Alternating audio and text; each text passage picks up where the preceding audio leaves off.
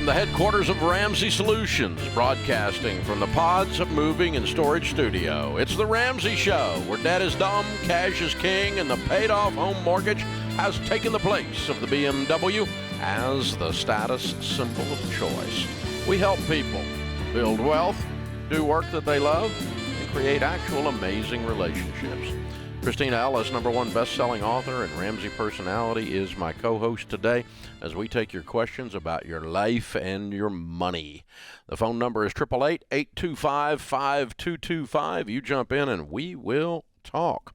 Christina, big announcement today. It's been a week of big announcements, by the way. Good announcements. We launched the Gazelle debit card on Monday, and today we are announcing the coolest thing I've done, and I don't know when.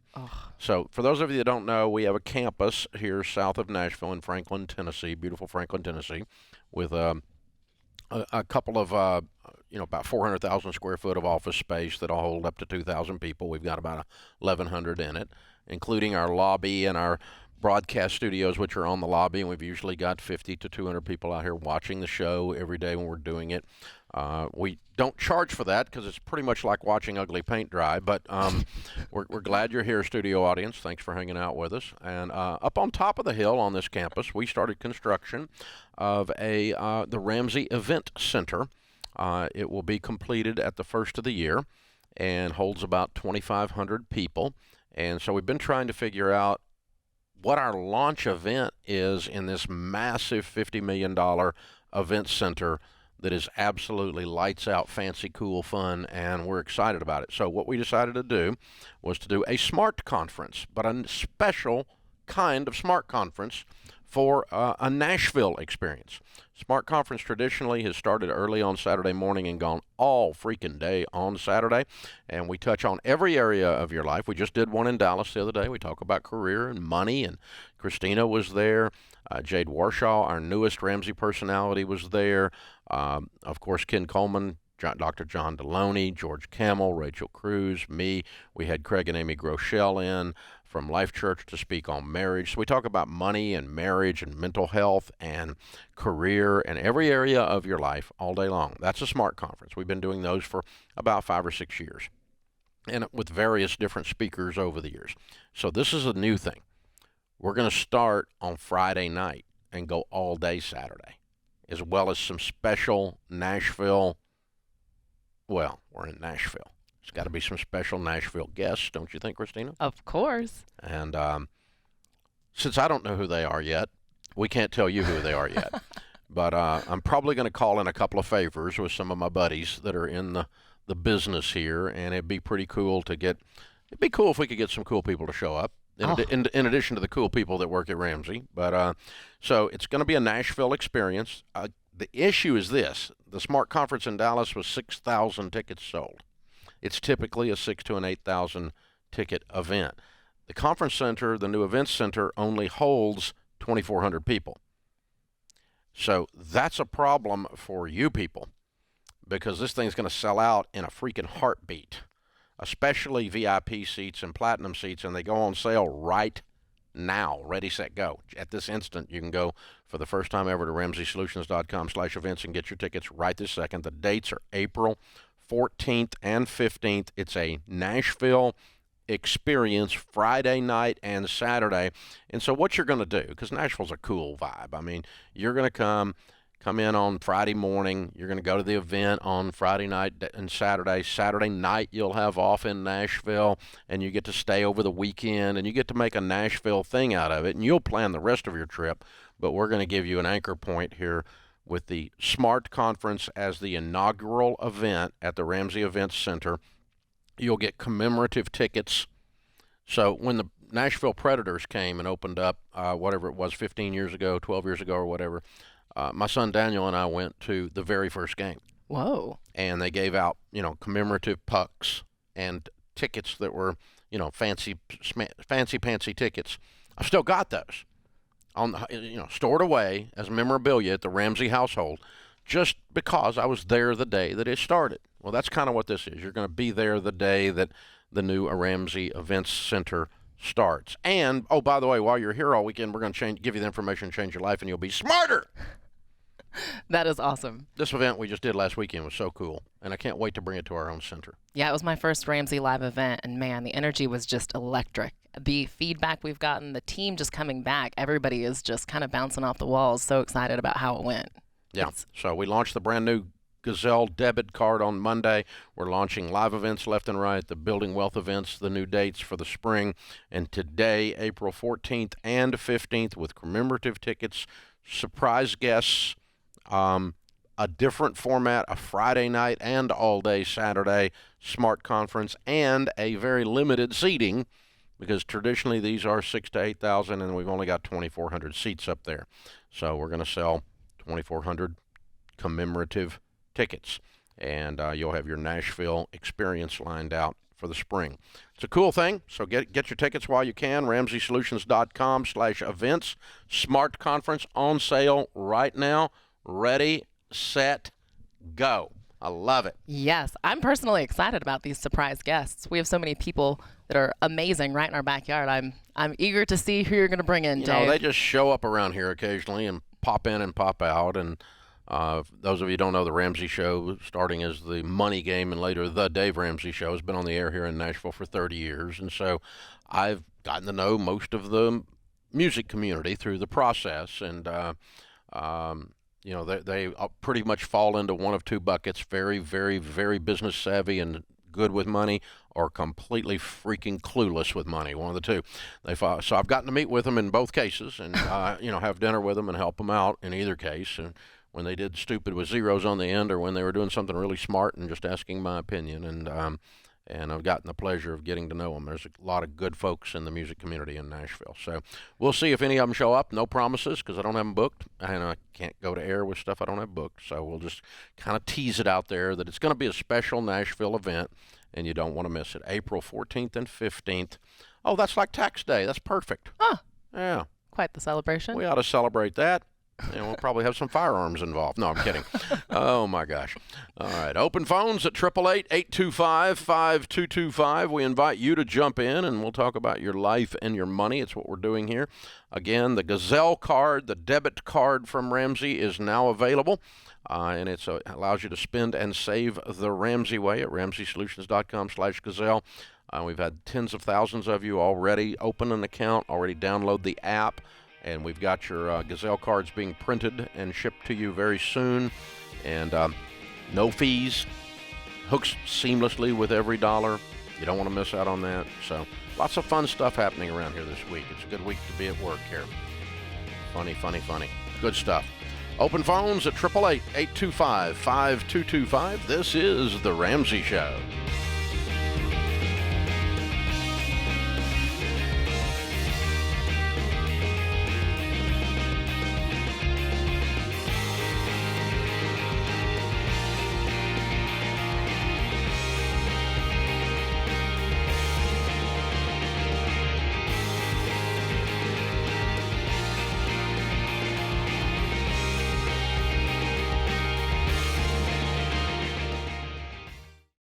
I say it all the time. If you're a business owner and you don't know your numbers, you don't know your business. And when markets are shifting, it's even more important. You've got to know where you stand so you make your next move the right move. And you don't have to be in the dark here. Over 31,000 businesses, including my team at Ramsey, know their numbers because they use NetSuite by Oracle, the #1 cloud financial system. NetSuite gives you visibility and control of your financials, planning, budgeting, and inventory so you can manage risk, get reliable forecasts, and improve margins. Having everything in one place has saved my team hours each week since we made the switch to NetSuite. NetSuite is a game changer. So head on over to netsuite.com/Ramsey to get a product tour today. That's netsuite.com/Ramsey.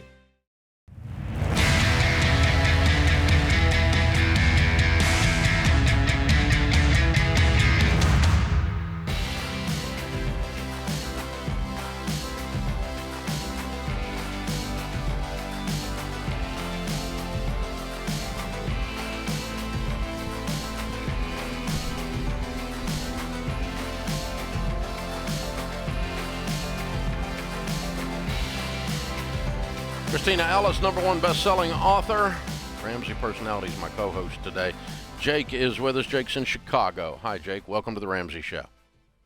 Hey, thanks for taking my call. Sure. What's up? So my brother and sister have been married for a number of years, and they've been trying very hard to start a family. They've been unsuccessful, and they're now attempting IVF.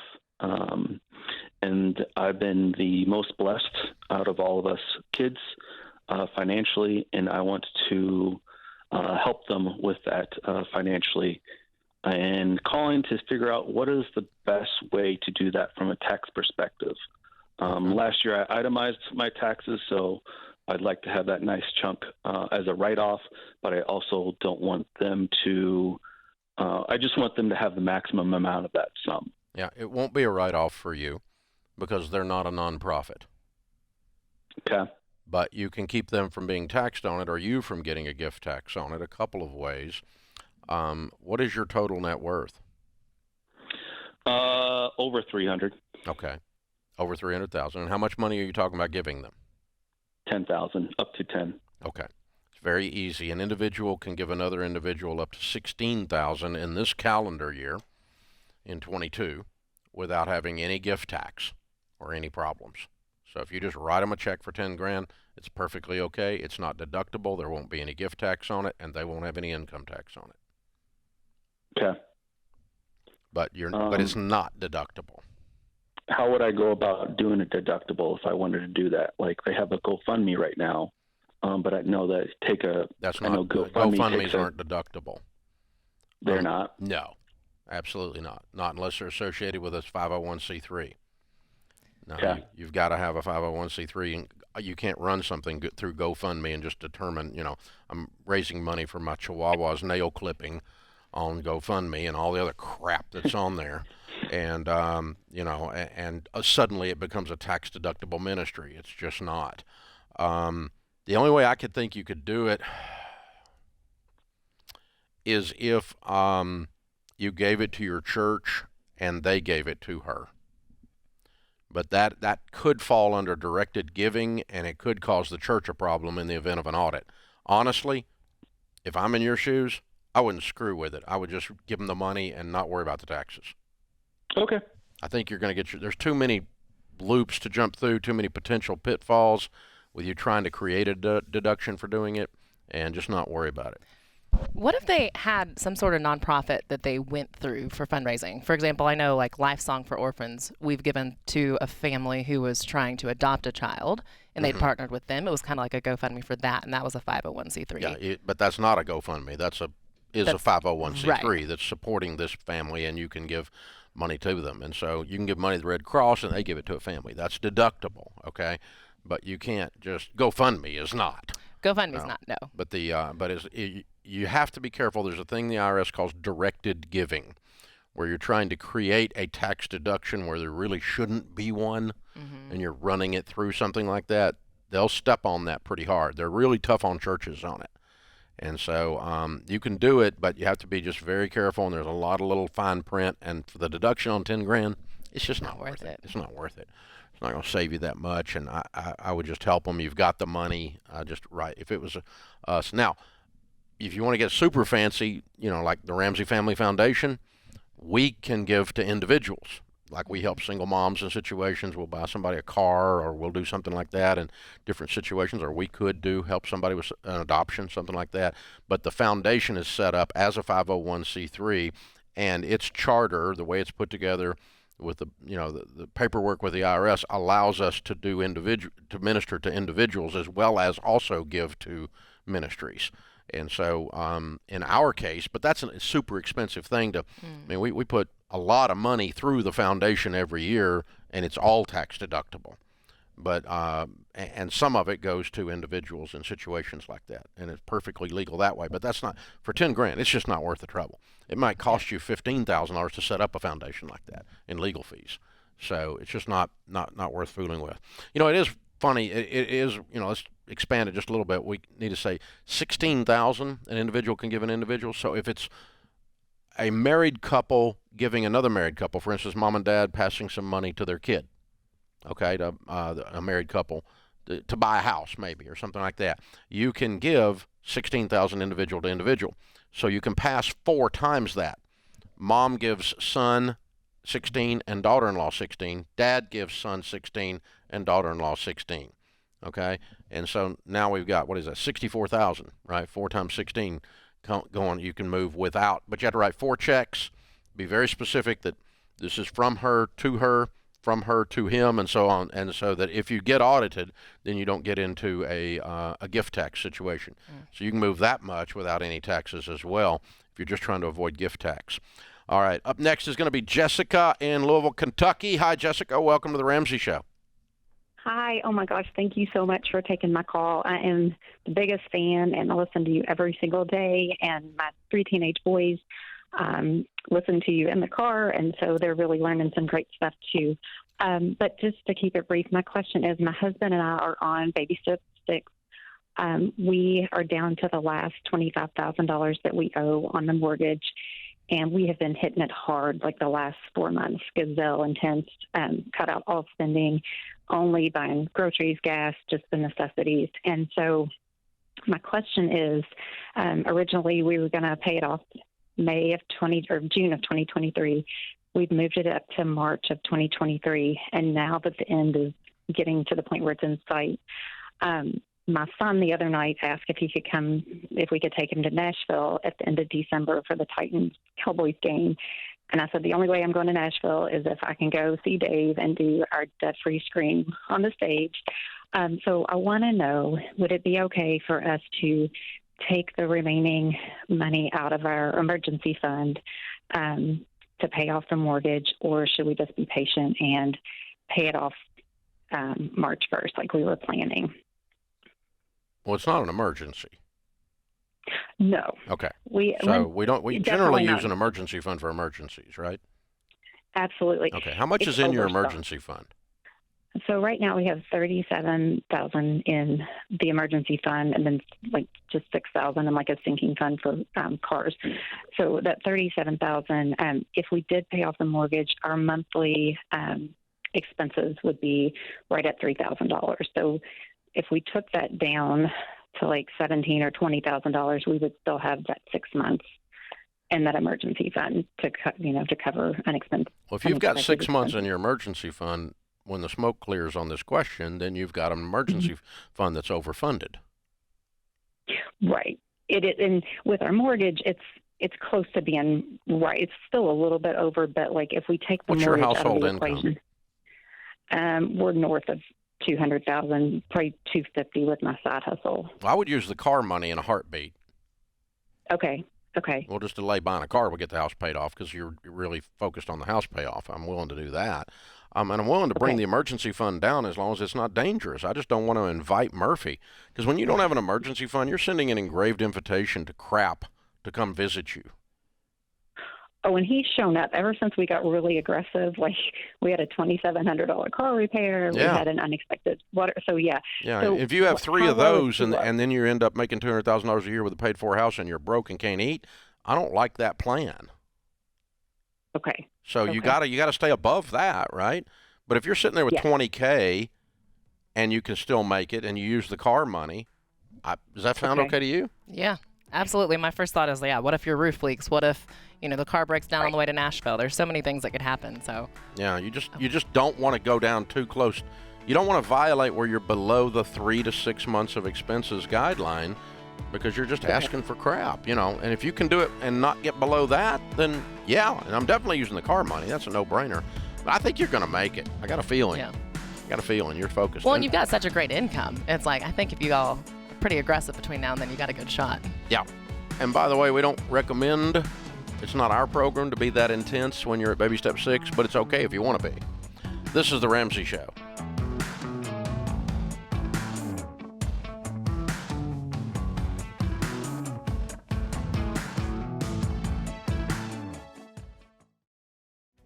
If you're looking for ways to update your home without blowing the budget, I've got it. For years, I've been telling you about our friends at Blinds.com. Blinds.com makes it simple to shop top quality blinds, shades, and interior shutters from home with easy online ordering and free shipping. With Blinds.com, there's no need to renovate your entire home. Just change out what's on your windows with upscale choices like faux wood blinds, cellular and roller shades, or even outdoor shades. Plus, Blinds.com guarantees the perfect fit, whether you do it yourself or you have them measure and install everything for you. Shop their latest looks and see how much you can save at Blinds.com today. The easy and affordable way to make your home more beautiful is Blinds.com.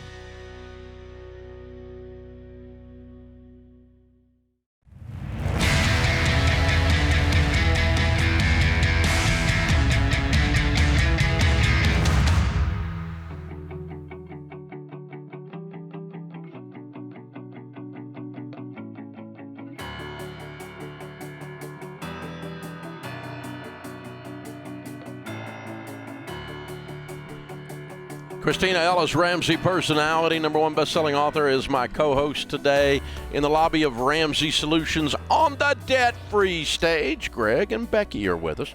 Hey, guys, how are you? Hi, Hi, we're doing great. Good. Welcome. Good to have you. Where do you live? We live in McKinney, Texas. Oh, we were just there. Yeah. Oh, yes. We're We just saw you on we were there, Saturday. too. Okay, we were there. We were there, too. Heading over the airport, drove right through McKinney. Yeah, Oh, right good. afterwards. Yeah, very cool. Good to have you guys. All right, how much debt you paid off? Well, this last stretch was $77,470. Okay, how long did that take? 7 months. All right, and your range of income during that time? Well, going back all the way, when we started this journey, it was about 65,000. Mm-hmm. Now it's about 180. Okay, so you sound like you've had a It's a a 13-year give and time a span. give and a yeah. take. So give us the story. What happened here? Well, back in 2010, when we all started this debt-free journey, it was started because of foreclosure and In California. just broke and hopeless and lost the condo, eating ramen and noodles and oatmeal 3 times a day. So she'd have food and Jackson would have food. And that's when we found you. Wow. Through some friends of ours. So it took us about 2 years to pay off that initial $58,000 of consumer debt. Mm-hmm. And then we ended up moving out of California to Texas. Mm-hmm. We fled California. Yes. I had to get it in there. So Spoken like McKinney. Yes. I like it. we ended up settling in McKinney. We bought a house in 2013. Mhm. And as we started staring down the figures and we broke that 6-figure mark, we're like, okay, how do we get this done now? Yeah. Mm-hmm. And that was in January, and then in July we sold it. Or sorry, No. we paid it off. We Yeah. paid it off. Oh, okay. Sorry. All right. So this is house and everything. House and This is our everything. house. So this Yes. story goes from foreclosure to paid-for house. Yes, sir. Yes, in 13 years. Wow, nice Yeah. story arc. Well done, y'all. Thank you. Thank you. Very cool. Yeah, from desperation to completely peaceful and satisfied. Oh, yeah. It's all her. She's the one been driving this train and doing a lot of the lifting, and I've been on it as well. But I mean, it doesn't happen without her. She's kept track of all the money and made sure everything gets done the way it's supposed to, and it's her. Well, this is the man that will sacrifice for our family, though. We drove hoopties. I'm sure the horrible car, about the same color as your car, will pop up here. There it is. I hate that car. Yeah. The AC went out in Texas, and he drove it. He drove it to work and back. Our parents gave us cars at different times to help us get through because we didn't have the money, and we were saving and we were working so hard. So this is a man that will do whatever it takes to get it done. So it's the patience and the perseverance and all the planning. It's really 13 years is a long time, but I wouldn't change it.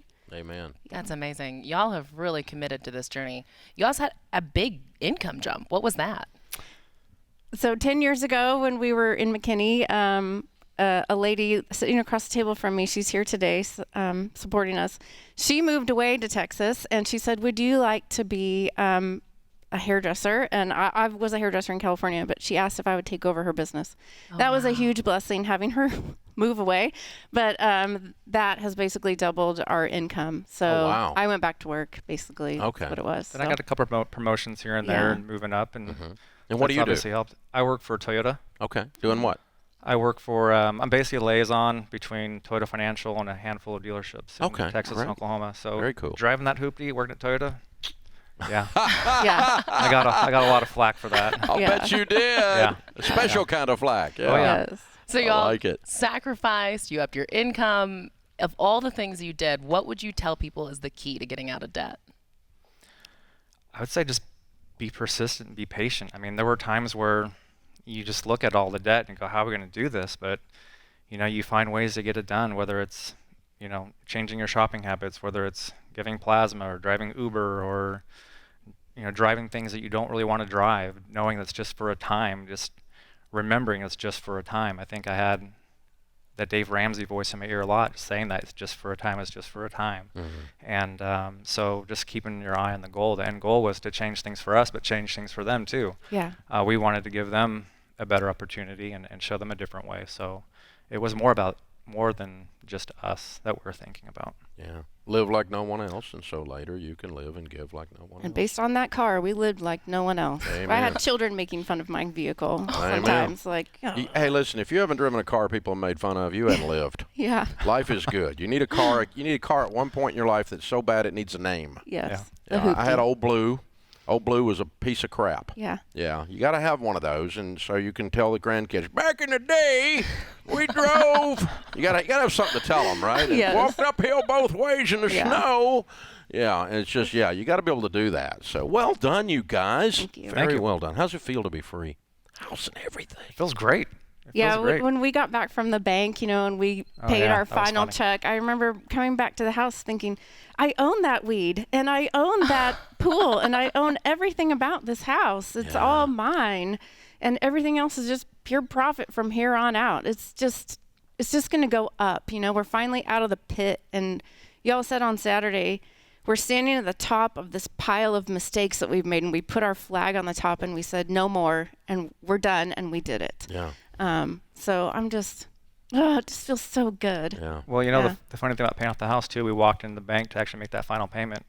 They didn't know how to process it. Yeah. I think we were there like 40 minutes. Yeah. We're like, we'll wait. You just take your time.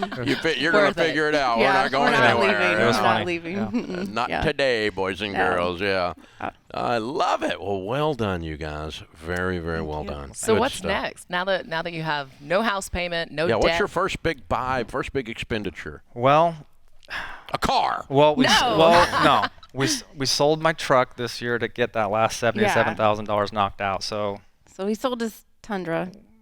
somewhere we'll get another car. I'll There get it another is. truck somewhere. To be in Texas and have your Tundra is kind of like, Yeah. I can feel the pain. Yeah. it's a I little can painful. feel And it. I can feel it. You know, from I here. didn't want him to sell it. I was like, no, you never have anything nice. This is your nice truck. It's paid for. Why would we get rid of it? But he said, Becky, it's so that we can all have more freedom. We'll get another truck down the road. It doesn't matter. There's always another vehicle. Until So, you have your home paid off, you can't explain to other people how it feels. Yeah, it doesn't matter. It's just because, all that research we did says that 100% of the foreclosures occur on a home with a mortgage. That's True. true. And That's true. you don't have one. And there's just something that snaps when you No. don't have that and the peace floods in. So well done, y'all. Very, you. very well done. Hey, we got a copy of Total Money Makeover for you to give away to somebody. Somebody that's on the journey. You can't help but talk about this stuff because it's changed your life. And the Baby Steps Millionaire book, which is your next chapter in your story. You're on your way to being that. What's the house worth? Well, there's some debate. There's probably around 490 to 500. And how much is in retirement? About another 435. So you're right on the cusp of being Baby Step Millionaire. We're so close. We're just there. We're Very almost well there. done. So really from foreclosure to millionaire. Not Almost. just paid for house, but to millionaire in 13 years. Yes. Yeah, from the very, very bottom, the worst of the worst, to where you stand. You guys are rock stars. Absolutely amazing couple. We appreciate your help. Thank you. Very, very well done. Also got a one-year membership to Financial Peace University. Again, use it or give it away. You can re-gift it to someone. That's what the purpose of the Live and Give bundle is for you to enjoy it and to give it to other folks. All right, bring the guys up. Let's introduce them and give them their ages. They've been on this journey as well. Yep. This is Austin. He's 11, and this is Jackson. He's 15. All right. Well, they look like they've been fed pretty good. They're okay. I think They're doing all right, making it. yeah. They're not too. Yeah. They're not too skinny. No. So life's pretty good, and they're sitting in a dadgum millionaire household. That's pretty cool. Did you ever think that? That's pretty cool. Very neat. Very well done. All right, Greg and Becky, Jackson and Austin, McKinney, Texas.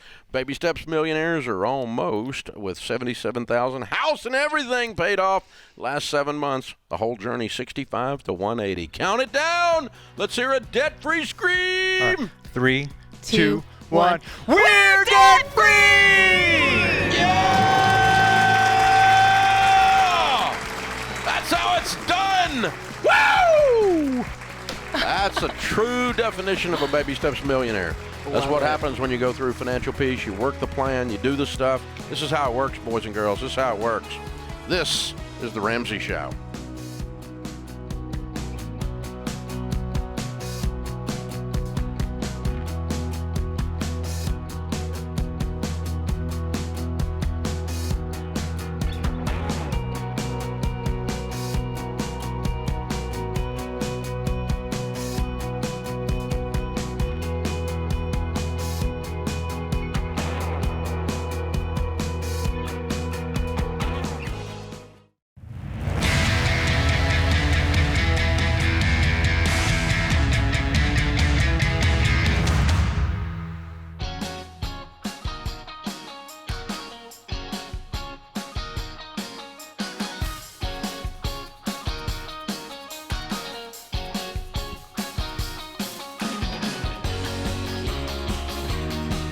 Christina Ellis, Ramsey personality, #1 best-selling author, is my co-host today. Thank you for joining us. Open phones at 888-825-5225. Jack is with us. Jack is in Des Moines, Iowa. Hi, Jack. Welcome to The Ramsey Show. Hi, how are you? Better than we deserve, sir. How can we help? So I got a little bit of an emergency going on. I just got told that my furnace is unrepairable. Well, it can be repaired, but the cost of it would be as much as a new one. And I'm on baby step 2. I got my $1,000 emergency fund, and I just wanted to get a little bit of advice on how to approach this. Is it okay to borrow for the difference to buy a new furnace? Because winter's around the corner. And I just know I should ask you, because you'll tell me what to do. Okay. I'll definitely tell you what to do. I'm always good at that. He'll also tell you what not to do. So, Yeah. How old are you? 23. And are you married? No. Okay. How old is the house? 80-ish. How old is the furnace? 31 years. Okay. Well, the heating and air business has two types of people in it, honest and dishonest. And one of the techniques that is often used in the heating and air business is they come out to inspect your repair with the sole goal of replacing your furnace. And I don't know which one you've gotten a hold of here. It sounds like your furnace is ancient. And I also know that the price range of getting things fixed and or replaced will vary dramatically depending on who you talk to in the business. Okay? You're 23 years old and you're broke. You do not need to make a furnace investment here. You just simply need heat. So the cheapest methodology for you to have heat this winter is what I'm after. Okay? So what that tells me is you need to talk to 2 or 3 more heating and air people. And what I would love for you to find is a small-time heating and air person that some of your parents' friends know or something like that has maybe 1 truck. And maybe he's going to come over because he's not going to be retail, and he's going to help you figure out a way to, put a little duct tape on this and get the thing going, right? Because that's really what we're trying to do. All right, we're trying to not put $5,000 that you don't have into this. Exactly. Yeah. No. I know I know what's wrong with it. The control board was bad on it. But he got a new one put in. But then he started testing the other stuff, and it still wasn't firing. Well, he is assuming that because the pressure switch isn't activating, that the exchanger is clogged and it's behind everything. He told me it was just going to be labor intensive and to get it unclogged, you have to unhook everything. And then he said, so also what's the quote? Valve What's the quote? About $4,000 to fix it. Yeah, to fix it. That's a lot of labor to unclog an extension. No. Exchanger. I'm going to rest my case here. I'm going to say you need to get somebody else to look at this and get another opinion, or two or three, because the option you have on the table sucks. Even if it's accurate, it's a bad option because you don't have $4,000, and I'm not going to tell you to borrow the money. So I went through this exact same thing. I was 28 years old and going through bankruptcy, and they came out, and the guy threatened to turn it over to the gas company and turn it off because it was dangerous, which I found out later was a complete lie and was a technique to get me to buy a furnace from him. I threw him out of my house and ended up getting the thing fixed for $350 from another guy. It wasn't fixed well. It didn't last 5 years for that, but it made it through the winter. And I was too broke to do otherwise. I later had to buy a furnace. That's all I need to do. Yeah, I later had to buy a furnace. But what I want you to do is to patch cheap to get through 1 year until you can get some money saved up, and then we'll talk about what we do with an 80-year-old furnace in an 80-year-old or 31-year-old furnace in an 80-year-old house, right? Okay. But yeah, I'm not saying this guy's a crook. I'm saying that there really is guys in the business that their deal is to just come over and go, whoop, you got to have a new one. And it's really, their repairs are a loss leader for sales of a furnace is what they're after. Gotcha. And I'm not saying this guy's that guy, and I'm not saying all big retail with 27 trucks do that. There's a lot of those guys are great guys. I endorse them in a whole bunch of cities. And so, but what you're looking for is the broke 23-year-old, help me please, because I'm dying here, get through the winter. Okay. And I got $1,000. Thank you for calming me down. Yeah, and I got $1,000. Yeah. And so you got a little time before you're going to freeze to death here. So you're in Des Moines, so it's going to happen faster than it does to us in Tennessee. But, you know, you haven't got 3 months to fix this, but you do have a couple weeks, and you can take your time and shop around and Well, Dave, let's say, hypothetically speaking, somebody's listening and their AC actually went out. Like, can't be repaired. And AC is different than heat. Heating. Okay. Heating. All right. Technical. AC, I'll tell you, buy a fan, shut up. You can get those for $12.95 at Walmart. Right. But all right. So their heat goes out. Yeah. And they have $1,000 emergency fund. Baby step 2, what would you tell them? I'm going to find a way to heat the house for the money that I have. Okay. Don't replace it. Just. I am not going to spend $3,000. I'm not going into debt. I quit borrowing money. And the thing is this. Here's what's interesting. When you draw a line in the sand and you say, it's like we talk about with you with student loans, with the students. We're talking student loans. When you take debt off the table, you find other ways to do it. Right. You Maybe know? there's something you can sell. Maybe there's an extra job you can pick up. I mean, you may not get. That's 2 really good things I didn't even bring up. Have a huge garage sale this weekend. Right. And sell everything in sight.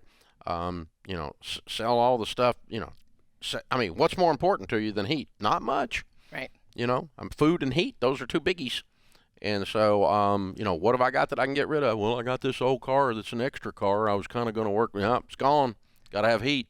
Yeah, and maybe the next 4 weekends, you know, you're just working 14 hours a day. Nonstop. Or the next, you know, 3 weeks you're working 90 hours a week, just Ubering your little butt off, you know. And you can find some money. You're right. I should have brought both those things up. That's really good input. I got sidetracked with the heat and air business there for a minute. But yeah, that's, extra work, garage sales, sell stuff, Craigslist, whatever. I mean, anything you can do to get you some money. Because Murphy can still hit in baby step 2. And it's like you just got to get really strategic and be willing to hustle. Yeah. I mean, we did all kinds of stuff when we were broke, Sharon and I. And we had no money at all. None. And, you know, just had to figure out a way to survive and piece something together and barely fix something until we had the money. I mean, we put this tar stuff on the roof where it was leaking, and it looked like white trash. I mean, but instead of like shingles up there, it was all smeared, but it quit leaking. And I didn't have $6,000 to put a roof on the house. A year later, I put a roof on the house with $6,000, but I didn't have $6,000 right then. And it's dripping through the fixture onto the kitchen table. We had to do something. So, and we're not borrowing money. We were through borrowing money, because until you're through borrowing money, everyone in America solves all their problems by running out and borrowing money. And you just have to take it off the table and say, this is not an option. Once you break that bone, you will never go back. You will never go back. It's amazing when debt is completely off the table.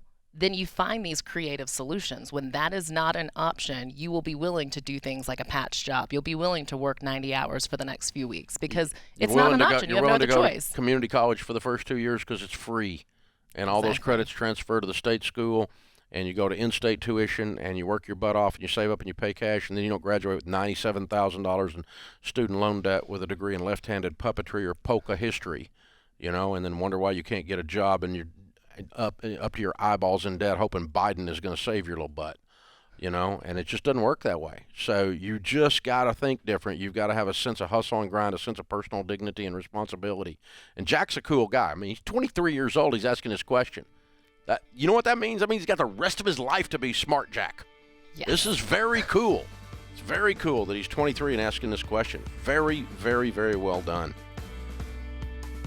That puts this hour of the Ramsey Show in the books.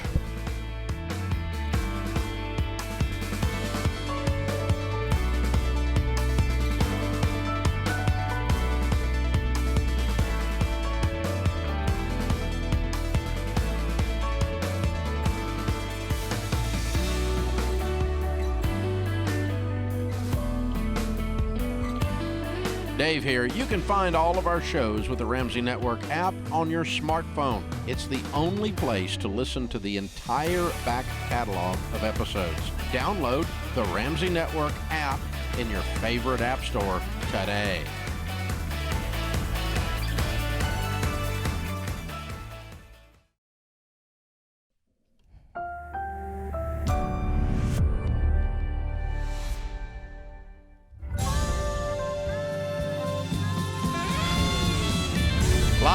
From the headquarters of Ramsey Solutions, broadcasting from the Pods Moving and Storage Studios, it's the Ramsey Show, where debt is dumb, cash is king, and the paid-off home mortgage has taken the place of the BMW as the status symbol of choice. Christina Ellis, Ramsey personality, #1 best-selling author, is my co-host today. We're taking your calls if you are a millionaire. This is a Baby Steps Millionaire Theme Hour. We are going to be talking only with millionaires. Regardless of how you became one, we want to hear your story. Now, let's be very careful to define it because some people don't know the definition of millionaires, including people who think they do. A millionaire is someone who has a $1 million or greater net worth. Your net worth is defined, it is an accounting term, as your assets minus your liabilities. What you own minus what you owe equals your net worth. If you're a cash millionaire, it means you have at least $1 million in cash. Okay? But if you have a house, if you have retirement, if you have whatever, the things that you own added up minus what you owe, if it equals $1 million or more, you are a millionaire. And we want to talk to you because we want to teach America what millionaires really look like, not what idiots on news shows with political agendas think a millionaire is. I heard some congressman, a U.S. congressman the other day goes, well, he's not a millionaire. He doesn't make $1 million a year. That's not what a millionaire is, you doofus. It's not an income measure. It's net worth. How do you get into the U.S. Congress and be this stupid? Oh, there's a lot of ways. Okay. Or TikTok. Lots of TikTok millionaires right now. Lots of TikTok millionaires. They don't even know what a millionaire is. TikTok doesn't know what anything is. So anyway, check it out. If you're a real millionaire, we want to talk to real people, not your broke brother-in-law's opinion. I don't want to hear about your politics or what you wish things were or your whining. I want to talk to real millionaires and learn how you really did it so that our audience knows what it looks like, what it feels like, and what the process is. The phone number is 888-825-5225. Jason and Shannon are starting our Baby Steps Millionaire Theme Hour off. Well, hey, guys, what's your net worth? Hey, Dave. Glad to be on the show. We're at 3.5. Good for you. Well done. Nice job. Okay, give me a little breakdown on that by category. How much in each category? Yeah, so our home is about 1.4. Got a business worth about 1.6. Roughly 150 in our 401k. About 400 in cash. Very good. Well done. How old are you guys? 44. Okay. I'm 45. Very good. What kind of business have you got? Sandwich shop. Oh, very good. Good for you. Fun. So how much of your $3.5 million did you inherit? Zero. None. Zero. Okay. Well, you did this really early. What's been your best year of working income and your worst year of working income? Early on was probably pretty rough. We'd be household income under 50, I would guess, out of college. Yep. And last year, close to 400. Very good. Good for you guys. Well done. Okay, so your career is you're a small business owner, sandwich shop, right? Correct. Yeah. Okay, and do you have degrees? Carpentry degree for myself. For me, sales and marketing. Okay.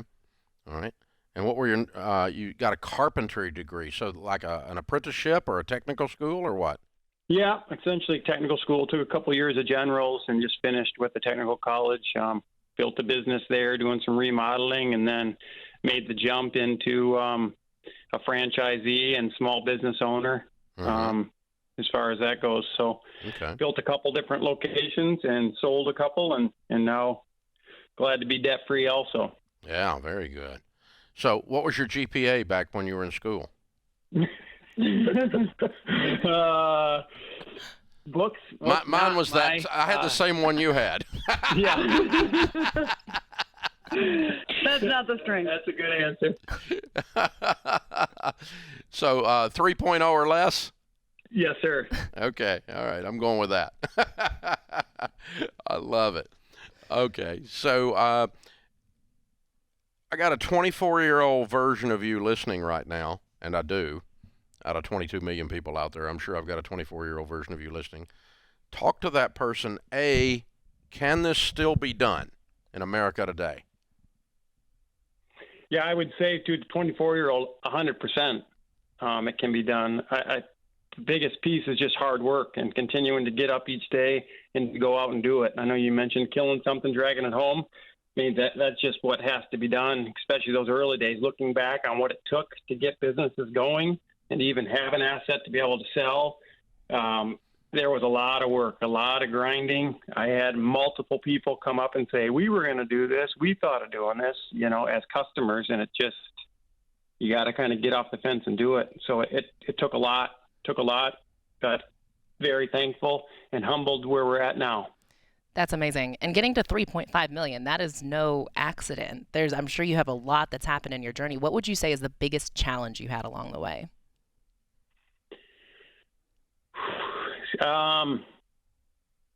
We're actually scheduled to come and do our debt-free scream in December. So maybe I'll go a little more in depth then. But the biggest challenge was actually getting on the side with SBA and just going a route with another business partner and digging a hole a little too deep, and then realizing what does it take to get out of the partnership and to get on solid ground and to eliminate debt, essentially. Yeah, get rid of partners, get rid of debt. Yeah. Yes, sir. And then that gives you some peace of mind here at 44 years old with the whole stinking thing paid for. Beautiful. That's right. Beautiful. Beautiful. Well done. Go ahead. Did y'all set out to be millionaires, or did you follow like it with intention? Did you plan? Did you fight for it? Tell us a little bit about that journey. A lot of the net worth piece too comes into that carpentry background. I was able to get my hands dirty, build some homes for us, but ultimately we have 4 children. Oldest is 20 now, so he's really close to the 24-year-old that we'd be talking to. My wife wanted to stay home with kids, and to not have her at work took a bigger step for me to move family and to get into something different and to really have to stretch as to what to do next. And then there was some growth opportunity, and we continue to pursue that. I'm convinced today with all the whining that's going on out there and the carrying on that, quiet quitting and my goal is mediocrity, and I sure want the government to have universal income so I don't have to work and I can just sit and play Game Boy all day long or whatever it is, Call of Duty or whatever. And I'm convinced with all of that someone that's just willing to work as hard as you have worked has an inordinate advantage in America today. Completely agree. Agree. I still run a business, still employ a lot of that demographic of the 16 to 25-year-olds, and I deal with it every day. Yeah, there's some studs in that age group, but there's some duds in that age group too. Yeah, just like there is in every age group, by the way. There's some duds in my age group too. Most of them are still smoking pot at 65 years old. This is the Ramsey Show.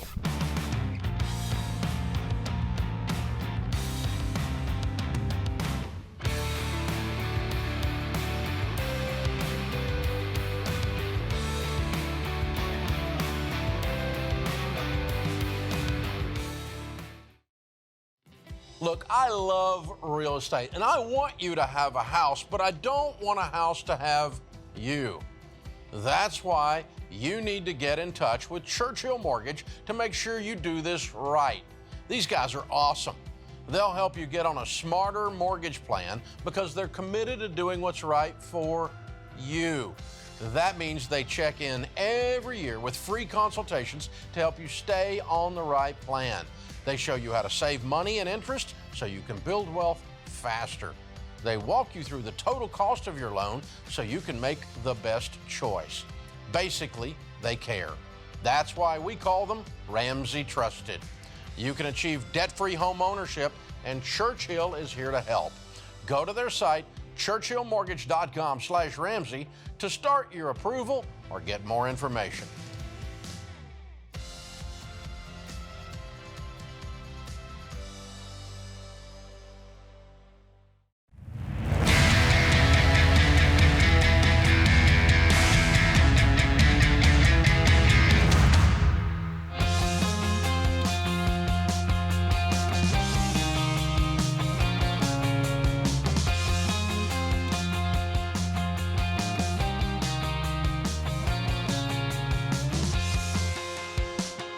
It's a Baby Steps Millionaires theme hour. Christina Ellis, Ramsey Personality, is my co-host. We're talking to real millionaires, asking them how they did it, hoping that you might take a cue and knowing that you can do it. Let me tell you, no one accidentally becomes wealthy. No one accidentally becomes healthy. No one accidentally takes care of their marriage. And raising great children is never an accident. Successful living is always an act of intentionality and a level of intensity and a level of work that other people won't do. That's why we recognize successful people and we say, wow, there's a bar set there. Wow, this is worth doing. Wow, I want a marriage that looks like that. Wow, I want kids that turn out like that. Wow. And then you immediately, if you're smart, you ask, how'd you do that? And that's what we're doing this hour. It's a Baby Steps Millionaire theme hour. It's not an accident to win, America. If you want to be somebody, you got to light your butt on fire. You got to get with it. Winning is not an accident, nor is it anything to be ashamed of. And any of your friends who happen to be left-wing socialists, remind them of that. Winning is still a good thing because it always involves people getting lifted, people getting helped, people getting better. So light your butt on fire and go be somebody. That's what this hour is about. Adam and Ashley are with us in Oklahoma City. What's you guys' net worth? Hey, Dave. Our net worth is just over $1 million. So you just did it. Awesomeness. Give me a little breakdown on that. What's the categories? Yeah, so our retirement, between retirement accounts and savings accounts, we have about $700,000. Mm-hmm. We've got a rental property that's paid off and worth about $130,000. Mm-hmm. Our primary residence is also paid for. That's worth about $180,000. Okay. And then we've got a couple of vehicles that are paid for that combined are worth about $55,000. Cool. And how old are you guys? I'm 35, and my wife Ashley here is 33. Okay. Very cool. Young millionaires. So you're just getting there. Very good. How much of this did you inherit? Zero. Way to go. Cool. And your best year of working income and your worst year of working income since you became adults? Our worst year, well, we started this journey about a decade ago, and we were making about $80,000 at that time. And then last year would have been our best year. We made just over $200,000. Cool. What do y'all do for a living? I work in insurance. Mm-hmm. And I'm a teacher. Awesomeness. Yeah, teacher, the number 3 most likely category of career to become a millionaire. Pretty cool. All right, and so your degrees, I assume yours was in teaching. Correct. Actually, special education. In special ed, okay. And what about yours, Adam? I have a business degree. Of course, okay. And what were your GPAs? Mine was probably about 3.2, 3.3. Mm-hmm. I'm going to say maybe 3.5. Yep. Okay. Very cool. Very cool. Now, let's see. Did I get my wires crossed, or did you guys do a debt-free scream? We did. So I mentioned that we kind of started this journey, frankly, unknowingly, but about a decade ago. So we got married in 2012, in September of 2012. And 23 and 25 years old. Uh-huh. Yep. And we were fortunate enough to not have any debt coming into the marriage. And so we had bought a house together, and we looked at each other and we just said, hey, I think we can get this thing paid off. And obviously we knew about you at the time. And about 3 months into our marriage, we actually went through FPU, which that just kind of lit the fire. And that's when we went, gazelle intense. And within 24 months is when we paid off our primary residence at that time. And so we did the debt-free scream. I think it was technically 2015. It was about 3 months after we paid the house off is when we came up and did the debt-free scream. Wow. So you've done the whole thing. Financial Peace University, debt-free scream, and now Baby Steps Millionaires Theme Hour. You've done the whole deal, buddy. Yeah, it's pretty cool. And we're actually currently right now teaching FPU. Oh, so thank you. We're giving back, yeah. Well, thank you. I love that. Y'all are truly Baby Steps millionaires. You have done the plan from the very beginning and have just crushed it. I'm curious now, since y'all started so young, right after you got married, early 20s, is there anything you would have done different? What would you tell your 25-year-old self? It's hard to say that when we're sitting here having this conversation, frankly, from a financial perspective. I know y'all pretty much have nailed it. Yeah, I mean, obviously there were some sacrifices along the way. It's not easy. Like you said, it's a baby step process. It's been, like I said, 10 years in the making. So it's some days are longer than others, but at the same time, you wake up and here we are. We have $1 million net worth, and I think it's just taking it one day at a time, staying focused. How does that feel? Is it like, do you own it emotionally, or does it feel a little bit surreal, like it's happening to someone else? Surreal, honestly. We didn't even realize that we had hit this accomplishment. I walked into the bedroom one night, and my husband, of course, is doing numbers. I'm like, what are you doing? He's like, I'm trying to figure out what we're worth. And I'm like, why? And he's like, I don't know. I haven't done it in a while. And then he looked up at me and he goes, babe, we're worth $1 million. Babe, you're a millionaire. Exactly. I was like, stop, I like it. no way. I like it. That's fun. I think y'all are walking proof for any young people listening who are picking up Financial Peace University, who are looking at Baby Steps Millionaire. It's going, wow, man, millionaires are 40-year-olds. They're 50-year-olds. No, you can see this 33 and this 35-year-old who started in their early 20s, and here they are. They are millionaires. They just followed the plan and did it. Married 10 years, and 7 years ago did the debt-free scream house and everything. And so you 25-year-olds out there listening, this is you. If you'll just bother and do it and quit believing the lies that are floating around the culture out there that the little man can't get ahead, because you guys inherited zero. No one did this for you. No one gave you this. This is not a government grant. This is you did it. So fabulous. We're so proud of you guys. Very, very, very well done. I think there's a lot of myths right now running around Gen Z and my generation that, we can't be millionaires because, it's the cards are stacked against us. It's different now. And I love hearing this story. I love seeing young people win on this show because we can't believe that lie. It can still happen for this generation today. Those lies, that mythology, the biggest danger of it is it steals people's hope. And hope stealers are people I want to kick their butt, So people that perpetuate those kinds of lies are ones that need their butts kicked because it's a lie. And some people don't knowingly, they're not like, I'm trying to screw up people's lives, but you are. So you need to shut your negative mouth because you don't know what the flip you're talking about. So this is one of the reasons I wrote Baby Steps Millionaires, was in response. And so I come at it from a spiritual perspective, a math perspective, an investment perspective, stories of real people that did it. And that's why the book is my 8th number 1 bestseller. But it all came out of starting to do this hour, because I kept hearing those same exact myths those hope stealers are putting out there, that, well, there's systemic problems with the economy, with wealth inequality, and you really don't want to get your theology from TikTok. It's a bad idea. You don't want to get your life game from that. So you need to actually talk to real people that are winning out there and go, wait a minute, the math says that Adam and Ashley did this in 10 years. And it didn't just come from an inheritance. It didn't come because they make $600,000 a year. It's somebody who works in insurance, and it's a teacher. Yep.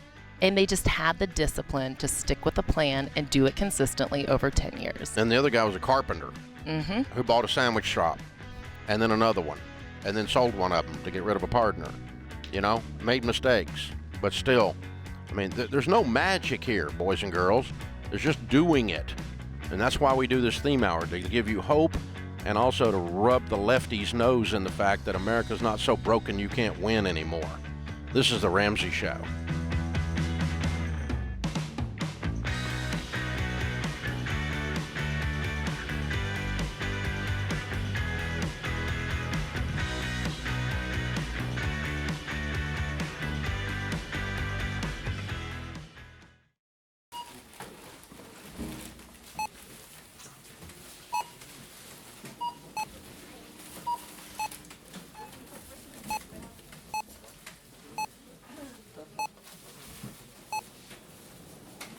Still on baby step number 1, eh?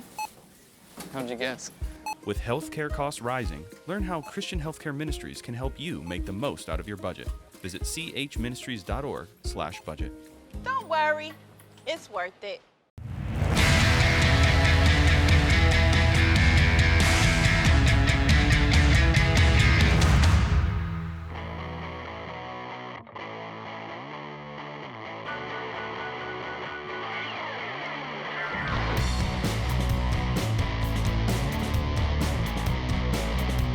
Christina Ellis Ramsey, personality, number 1 best-selling author, is my co-host today as we answer your questions. This hour is a Baby Steps Millionaires theme hour. We started this hour because, as Christina was saying in the last segment, Gen Z, but also every generation for that matter, has believed lies about millionaires, that they inherited their wealth, that all rich people are evil and they're crooks. The way to become wealthy is rip people off.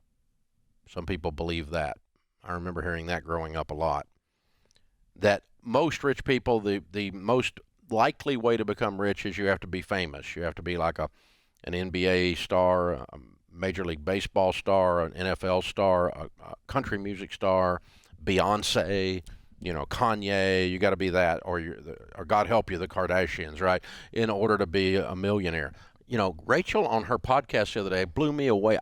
Kim K's net worth is $1.8 billion. Whew. With a B. Wow.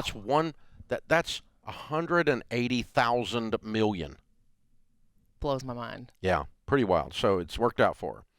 But as far as the financial part, anyway, oh man.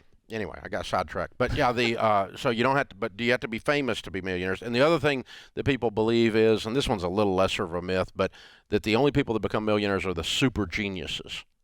The 4.2 like you, GPAs, right? That was your GPA, right? No. What was your GPA? 3.8. 3.8? I thought you were like a 3.85. Yeah, because you're one of the smarter people in the building. I mean, your intellect. So I figure I'm a little surprised it's that low, honestly. Oh, gee, thanks, Dave. Yeah. Hey, part of my message is that you don't have to be a perfect student to win scholarships. I know. Right? But you, no, wait a minute. Your grad work, you jacked I did in grad school, yes. All right. When you got to grad school, you leaned into it. Then. Once I got to college, I figured it out. Okay, that's what I'm talking about. But anyway, the average millionaire does not have a GPA above 3.5. Okay, very few of them have a 1.5. Turns out you do need some gray matter to pull this off. and you need to do something when you're in college other than beer pong. But yeah, there's that. But this idea that you have to be brilliant, or you have to steal from people, or you have to be famous, or you have to inherit it is the only way to get money. Those are all lies. Statistically, they're lies. Factual studies, including the Ramsey research on millionaires, the largest study of millionaires ever done, indicates that all four of those things are absolute lies. And when people believe lies and they act on lies, meaning, well, I can't be a millionaire, I didn't inherit it, I don't have a rich uncle. Shut up, Dave Ramsey. Shut up, Dave Ramsey. You can't do that. You know, I'm going to get rich on my airline miles. I'm going to run up my credit cards and get airline miles. You know, people, when you believe stupid stuff, you do stupid stuff. When you believe lies, you live a life that's full of disasters. Well, and there's so many lies now out there. It's like there's so many people trying to get rich quick. There's so many people with TikTok stories and Bitcoin stories and all these different things that it's tempting to fall into that trap. Yeah. But the number of, by the way, as you study millionaires and even decamillionaires, people with $10 million, the number of them that are famous is less than 0.1% of the rich people. Wow.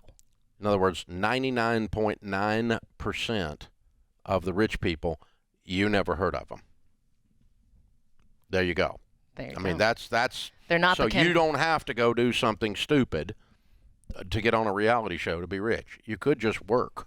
Yeah, good old-fashioned work. Be a teacher, be an engineer, be an accountant. That's the top three categories of people who became millionaires in our study, by the way. Stephanie is in Green Bay. Stephanie, what's your net worth? Just over $1 million. Good for you. Well done. Give me a little breakdown on that.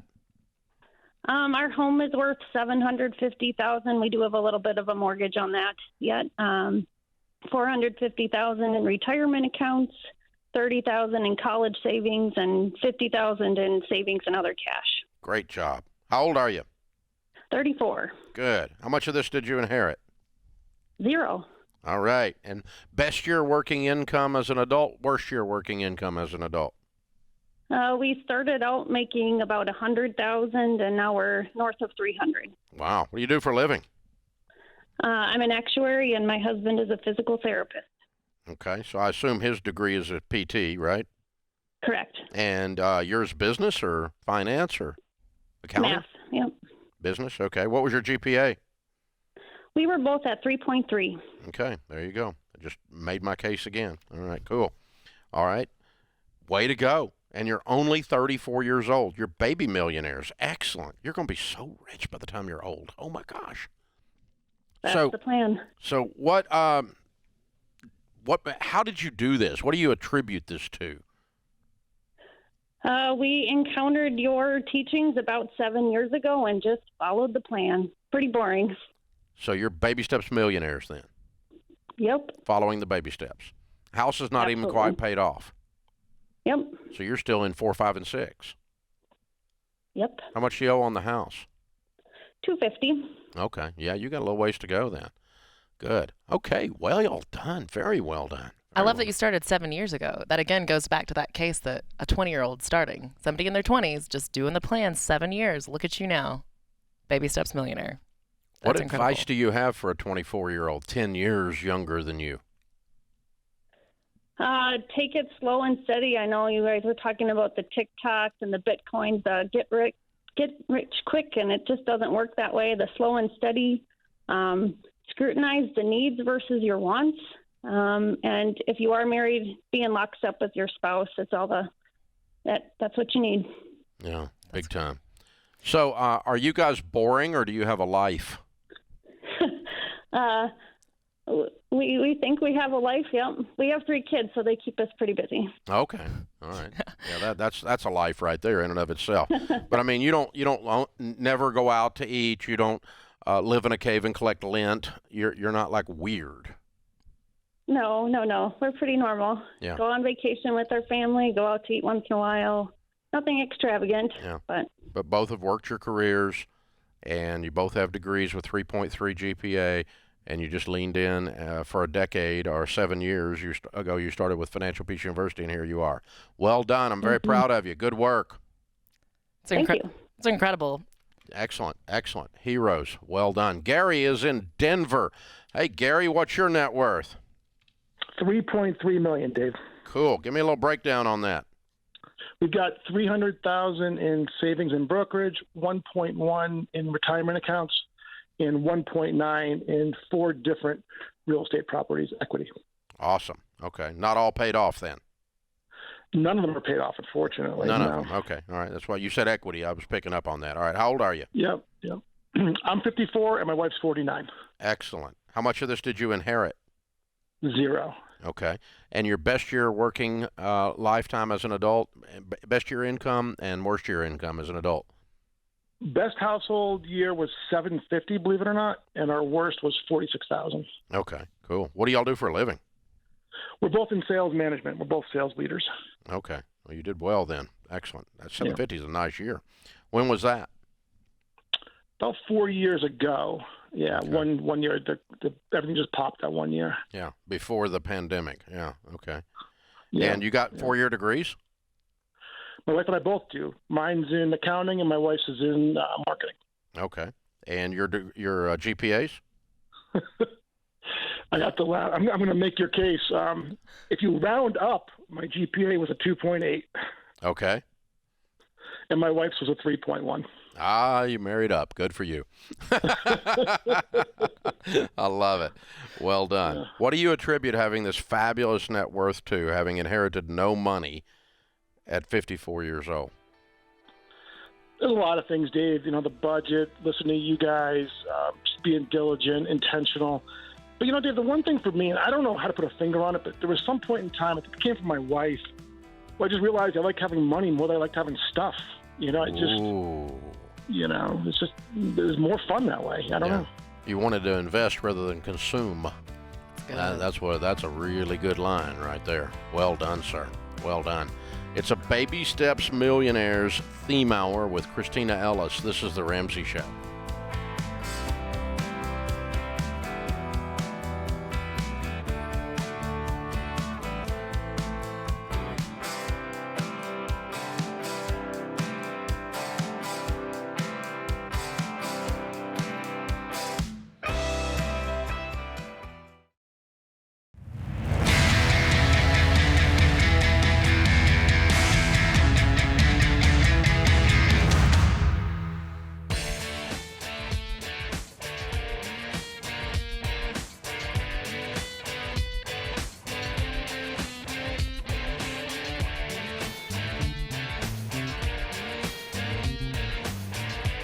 It's a Baby Steps Millionaires theme hour. There's a lot of ways to become a millionaire. You can follow a lot of plans. You don't have to have followed our plan to get there, nor do you have to have followed our plan to be on the show and tell your baby step story. We did have one guy call in one time who had inherited $1 million last year. His parents died, left him $1 million. That's how he got it. Okay, it's unusual statistically, but we want to put him on. We had one guy call in, or one gal call in that hit the lottery, but again, that's statistically rare. Very unusual. It's not a method that you can use to become wealthy, but it did happen, and so we put it on. So today we've had a lot of people say they went through Financial Peace University, did their debt-free scream here 7 years ago.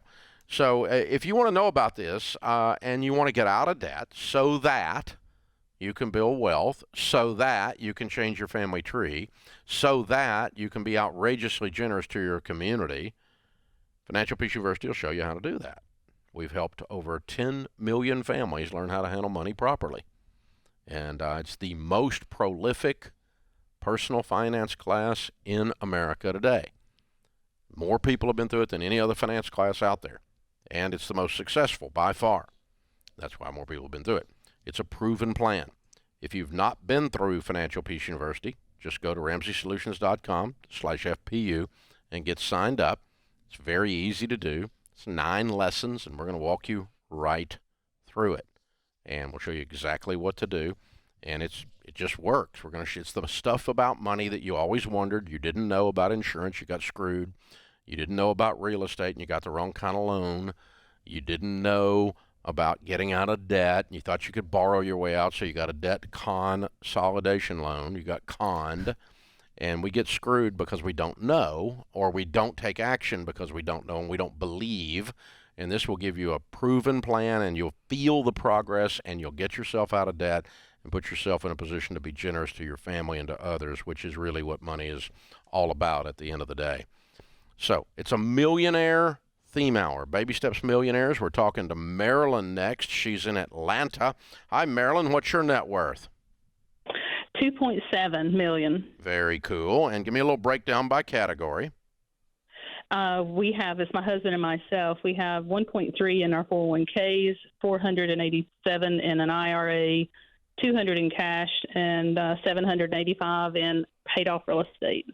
Awesome. Well done. How old are you? 54. 54, 54? Yes, that's correct. Okay. Making sure I heard you correctly. And how much of this did you inherit? Absolutely nothing. Zero. Okay. Your best year of working income as adults, your worst year? Our worst year was probably when we started out in the late 80s at around 25,000 combined, and then our best years are right now, and we average from 250 to 290. Okay, cool. What do y'all do for a living? We are both in healthcare. Started out as RNs and kind of worked our way up through into management. So. Okay. Started as nurses, and then you're in management and healthcare from that. All yes. Right. Degrees in nursing, I assume? Yes. Okay. In business. I have one in business. We both have one in nursing. I have one in business. Okay. GPAs? Mine was a little bit better than his, around 3.5. Of his course. was probably around a 2.28 to a 3. So. Around a 2.8. Okay. Very good. Yeah. Very cool. All right. Yeah. Well, nursing is a wonderful career, especially today, because there's a shortage like never before. Post-COVID, post-jab, the number of people that left the business is unbelievable, as you know, Yeah. I'm sure. Right, And right. so there's a shortage of teachers, policemen, and nurses right now in America like never before. And so it's a fabulous career field to get in. You can kind of name your deal right now, can't you? Yes, you sure can. You sure can. It's very unusual. I don't know how many times I've run into somebody that used nursing to go all the way into management, though. That's unusual. What made you guys decide to do that? It was moving from a hospital environment, taking a chance, and going to an industrial environment, and then just going into management into corporations. I see. Okay, wow, interesting. Yeah. Very interesting. But with nursing, you can do anything, so it's a great career. Yeah. I have to tell you, when I was 34, I was driving through Jackson, Mississippi, and we were like everyone else, car payments, credit card payments, house payments, all those things, and young children. And I was listening to the radio and heard some madman screaming on the radio about me and my money management. And so I listened all the way from there back to Atlanta, and I got hooked. And so took it home to my husband. We got hooked at age 34. And we've taught FPU in our church and in our work, and so it's just been a great thing. And I just want to thank you for taking your pains and your problems, your mistakes, and using those to invest in other people to help them. So. Well, thank you. Yeah, that's 20 years ago. I was still the madman then. It's not gotten any better. It's not gotten any better. It's just gotten crazier. So that's fine. You're awesome. Thank you so much for sharing your story. We appreciate you, Marilyn. What would you tell? What would you tell that 34-year-old version of you that was going down the highway, struggling, credit card debt, all of that, and now you're a millionaire? What would you tell that girl? I would tell them to start saving earlier, live off less than they make, and we've always been faithful to give and save. Since we've discovered Dave, we give and we save until it hurts, and that's just kind of part of what we do now. Yeah, live like no one else. That's a good word. Give and save until it hurts. Can't mess up with those two. You really can't mess that up. That's a pretty good formula right there. All right, so we've got a sandwich shop owner, a teacher, an insurance broker, an actuarial, a physical therapist, a couple of sales managers, and a couple of RNs that went into management. 3.5 net worth, 1 million net worth, 1 million net worth, 3.3 and 2.7 million net worth, 44, 33, 34, 54, 54. No 87-year-olds and no 22-year-olds. Notice the trend, okay? It takes a little time. The tortoise wins the race, not the hare. Get rich quick doesn't work. But this idea that you can't become wealthy early enough in life to have a good life and enjoy your life is ridiculous. I'm YOLO. You only live once. Thank God it's Friday. Oh, God, it's Monday. No, you're a child. Children do what feels good. Adults devise a plan and follow it. We've been talking to adults this hour. Grown-ups. People with spiritual and emotional maturity and the ability to delay pleasure for a greater good. The changing of their family trees. And these are the people that become millionaires, Christina. Yep, and a lot of them are young adults. I think a lot of people think, though... 34 and 33 were two of them. Right, exactly. A lot of 25-year-olds aren't willing to join onto this journey because they think it's going to take 30 years. But it's like these people are walking proof. It took them 7 years in one case, 10 years in another, and it's like they were just willing to be consistent, follow a plan, and be patient. But they don't have to be patient for 30, 40 years. In our study, it was 12 to 17 years from the time you lean in, start working the baby steps, and do the stuff seriously. 12 to 17 years to go from zero to $1 million net worth. And that is worth it. That's what we found. It wasn't 34 years. Now, some people took 34. I'm talking about averages. I mean, you can drag it out. But with normal incomes and normal raises and just not doing normal stuff, there's no new cars in the plan. There's no car leasing in the plan. There's no trips around the world when you make $36,000 a year, and I'm gonna quiet quit. I'm not gonna work very hard. Those people aren't in there. They're not in there. They're not in this. They don't show up because they don't make it. They don't make it. They get run over by life. Right, but on the flip side of that, you talked to that one of the callers, and she said they weren't weird about it, though. They weren't on ramen noodles for the entire journey to becoming a millionaire. No, they already get out of debt the first time and then start working their baby steps properly from there. That's what they do. And so the average millionaire is not a crook. So when somebody says that, call them a liar. The average millionaire is not an entertainer and a famous person. Tell them they're a liar. 89% of millionaires inherited precisely not enough to become millionaires. They're not millionaires because of inherited money. We did not talk to a single person today that inherited a dime. Not one. So the next time some lefty says that, just tell them they're wrong. This is The Ramsey Show.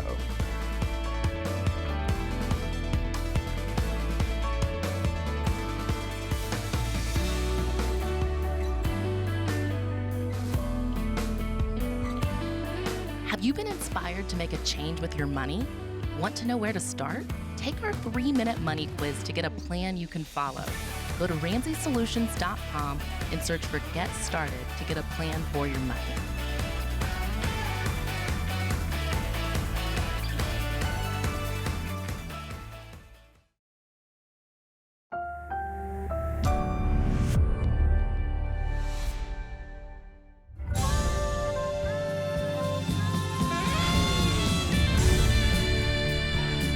Live from the headquarters of Ramsey Solutions, broadcasting from the Pods Moving and Storage Studios. It's The Ramsey Show, where debt is dumb, cash is king, and the paid-off home mortgage has taken the place of the BMW as the status symbol of choice.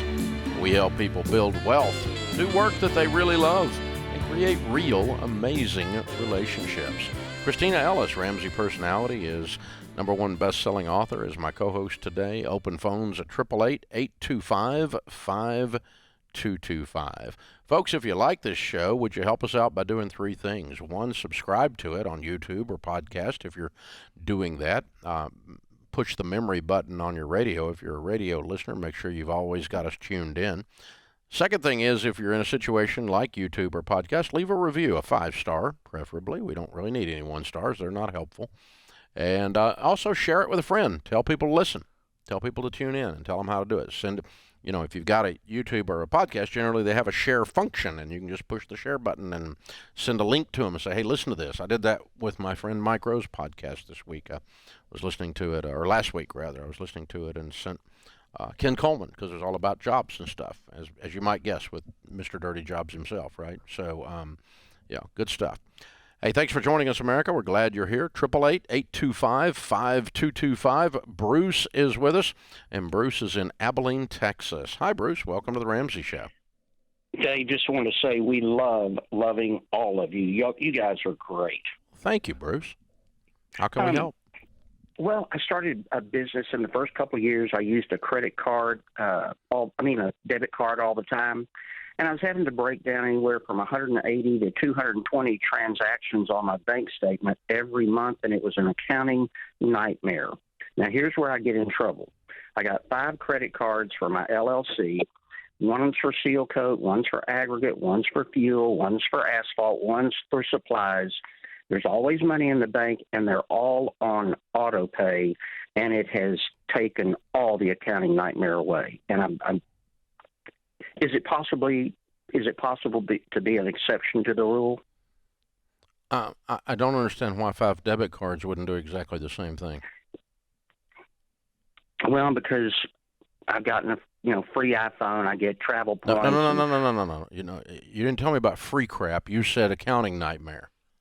It is. And you went to 5 credit cards. Why would 5 debit cards not do the exact same thing for your accounting? On a debit card, could I have 5 different ones on one account? Yeah.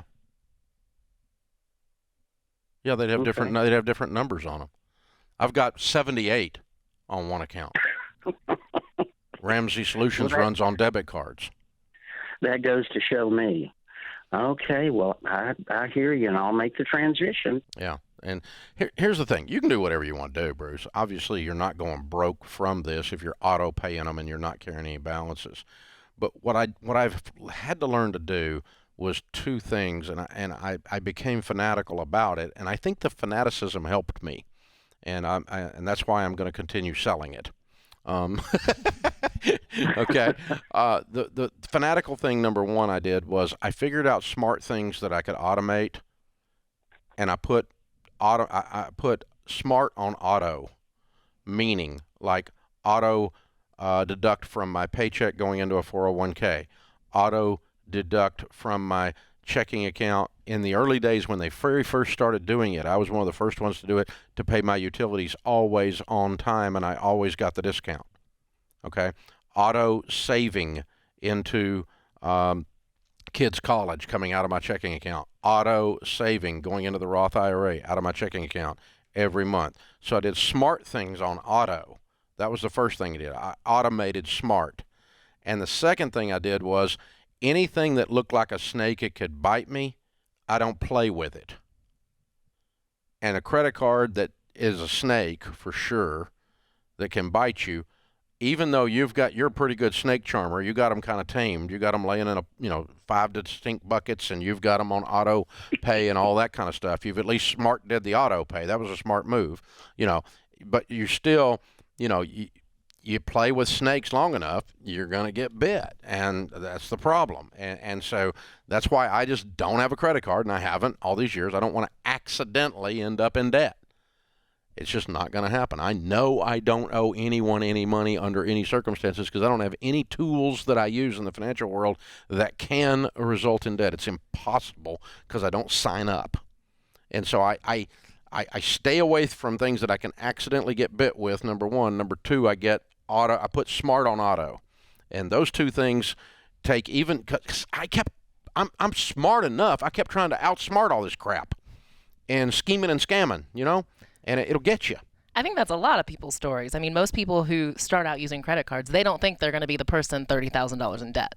No one does. No one takes it out and I got 10% off at Macy's and I got the discount. No one ever says, and I'm going to end up owing these bozos $3,000 for 400 years. No one says that. They just go, I got 10% off. I got a free iPhone, Bruce, I'll make fun of you, right? Okay, whatever, right? And so no one says, oh God, look, I'm going to go, let's go. I'm intentionally going to go. The average credit card right now is 22%. Ouch. With inflation, the banks helped you out. They went up, okay? Because they inflated the interest rate from 18. The average is 22%. So no one says, I'm going to intentionally go deeply in debt at 22% and then wonder why I'm broke. No one says that. You're right. Everyone sees the points. They see the bonuses, and they think that they're going to be the ones that take advantage of the system. They beat the system. And yet, the system is still building skyscrapers. They're still taking people thousands of dollars in debt. Yeah. Now, I do know people that have credit cards that pay them off every month, and they're not going to cause them to go bankrupt. But you are walking around with a very small rattlesnake in your pocket. And the small ones bite harder than the big ones, I hear. So be careful. They're sneaky. Just be careful. You don't see them coming. They don't hold back. They empty all their venom. And so, yeah, it's a problem. And so I don't, I'm going to put a home equity line of credit on my home, but we're not going to draw on it, but it'll just be there in case. I need a bass boat in case I want to go to Disney World. In case, and yeah, your in case changes later, but you set yourself up. You were playing with snakes, and you put a financial thing in place that allows you to do that. And another one of these is overdraft protection. We're going to set up overdraft protection. You're never going to be an overdraft because it turns into a loan. And guess what? 100% of the time, that's going to turn into a loan. This is what happens with it. Well, but I'm being wise. I don't want to pay any overdraft fees. Well, here's an idea. Don't run your dadgum checking account down to zero and actually keep up with what money's in there. Duh. Why is this hard? It's not hard. But we rationalize our butts off out there. I do it too. Bruce has done it. I've done it. Christina's done it. We've all done it. The question is, what's the shortest, fastest, best path, most proven path to wealth? And it's not that. This is The Ramsey Show.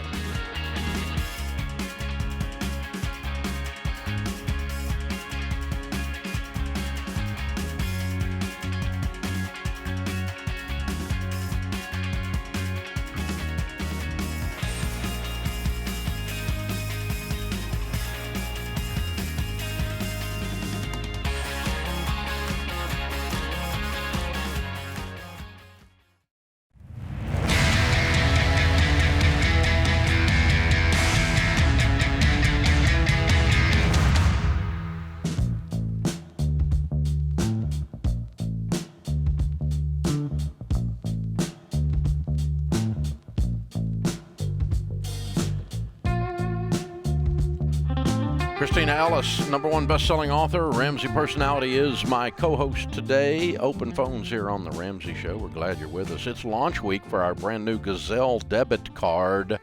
This is the coolest looking debit card ever, and it is the debit card that will help you spend and save the Ramsey way. We don't use credit cards here. The Gazelle debit card works the same as your standard debit card with the same FDIC protections. No fees. Some of these cards have more fees than a French poodle. Fee. And, you just don't want to get signed up with that stuff. So, you got built-in accountability for your budget. It ties you directly into every dollar. The app. And so if you're doing your budgeting app, if you want to spend and save the Ramsey way, this is a brand new thing we just launched this week. We're very excited about it. No, we're not in the banking business. There's a bank that stands behind this product and is actually where your money is going. That's where the FDIC insurance comes from. The fraud protection comes from MasterCard, the same as with any good MasterCard debit card or Visa debit card for that matter. And so go to RamseySolutions.com/Gazelle to get started today. It's free to create an account. And Christina, the guys in the booth, James and such, Austin, suggested that we remind people that we teach in Financial Peace University, and we were just talking about it in the last segment. You don't carry a credit card. I don't carry a credit card. The Ramsey way is we don't have credit cards. Period. Okay? So part of following this proven plan is to not have a credit card. Here's what's really interesting and sad. 50% of the applications that come in to do a debt-free scream, one of the things we ask is, are you still using a credit card? 50% are saying yes. 100% of those that say yes do not get to do their debt-free scream. And a portion of those are pissed off because they're not following our plan, so they're not doing a debt-free scream here because we're not going to promote you're stupid. We want to promote smart here. That's what the debt-free scream is about. It's about a milestone, a goal that you achieved, and that you are following the Ramsey system and you're out of debt and you're staying out of debt and you're not going to use a credit card. And so if you are using a credit card, don't even apply to do your debt-free scream because the answer will be no. We're not going to let you do it. And so you can get mad if you want to get mad. Go get your own show. then you can do your own debt-free scream, you know. This one says Ramsey on it, and Ramsey don't do credit cards. So just helping the guys out in the booth, because they get all the flack from you people that are mad at them. Well, I went and did all this trouble to get out of debt. Now you won't let me do my debt-free scream. That's because you're still stupid. That's why. And so just let you know where you stand on that. And we're not doing it. We're not doing it. Well, I don't think I'm stupid. That's good. That's fine. You go do your own. Just go stand in your driveway and scream I'm debt-free. But you're not coming on here and do it. Okay? Well, and the heart behind it is we want you to stay debt-free forever. Hello. Right. It's for your own good, so that, you know, you eliminate that temptation so that you're not walking around with that rattlesnake in your pocket. Exactly. All right, our question of the day comes from Blinds.com. Find out for yourself why Blinds.com is the #1 online retailer of custom window coverings. You get free samples, free shipping, and with the new promos they run every month, you'll save even more. Use the promo code Ramsey, and you'll get the best deal. Today's question comes from Tommy in California. In 2009, my mom took out a Parent Plus loan for me to go to college. I also took out $70,000 of student loans. She never made a payment towards them. In her mind, it was my loan under her name that I should pick up whatever I'm financially stable. Because my mom never paid, she now owes $100,000 and is begging me to take it back under my name. I just got a new job where I make $143,000. It's a huge jump from $30,000 to $40,000 I've made for several years, and I can finally make a dent in my own loans. She asks me every week or so, when are you taking your student loans back? Ouch. My mom is a nurse practitioner, but often complains that she is broke. She is currently paying off 2 luxury cars that she bought within 24 hours of each other, one for work, one for church. Okay. Who has a church car? A luxury church car. I never had a church car. That's so great. Loans that she borrowed from her 401k to purchase land and other credit cards. She says that her own student loans are such a burden that she had to stop paying her life insurance to afford the payments. Should I take the $100,000 back under my name since she feels like she was tricked into getting them? Whew. There is a lot. Your mom is a freaking head case. Oh, my God. Man, there's a lot of sticky stuff you're right there. a child and I'm an adult and I take out a loan in my name for you to go to college, but I got tricked. And I'm still being irresponsible with my money. So has this woman ever done anything wrong in her own eyes? She has a church car, for God's sakes. I'm going home and telling Sharon I need another car. I don't have a church car. I need another car. I knew I needed a car. I just didn't know what it was for. It's for church. Jeez, what in the world? That's weird. Oh, man, and so much guilt and shame in that. Yeah. So here's the thing. If you promised your mom when you were a child that if she took out these Parent Plus loans that you would pay them, and you pinky swear and spit shake at the kitchen table and you're 18 years old and you told her you would cover them, then you should cover them. But the story I just read, or that Christina just read, doesn't say that. It sounds like your mom did this. She was trying to help. She did a stupid thing, trying to do a good thing. And she's done a lot of stupid things in her life. You listed a whole bunch of them here. And now she wants to dump it on you. So here's what I would do. Number one, under no circumstances do you take it back under your name. Okay? Number two, if you choose to help her with it, you can help her by throwing grenades over the fence, throwing money over the fence, but we're not going to move the loan over into your name. Okay? Besides that, I'm not even positive you can pull that off with a Parent Plus loan. I think it's pretty well stuck in her name, and you're not qualified. So first thing you're going to do is you're going to get your stuff paid off. So no, you can't help her until you're debt-free. Then if you choose to help her at that point, here's how the conversation would be if it was me. You can do whatever you want to do. But it would be, Mom, you are really ridiculously dumb with money. I am willing to help you with you taking out this loan because it was for my benefit. But I'm not willing to do it all, and I'm not willing to do it while you're paying 2 car payments, including a church car. Just shoot me. I mean, that's just stupid, straight up stupid. And a nurse practitioner should be making a pile of money in California.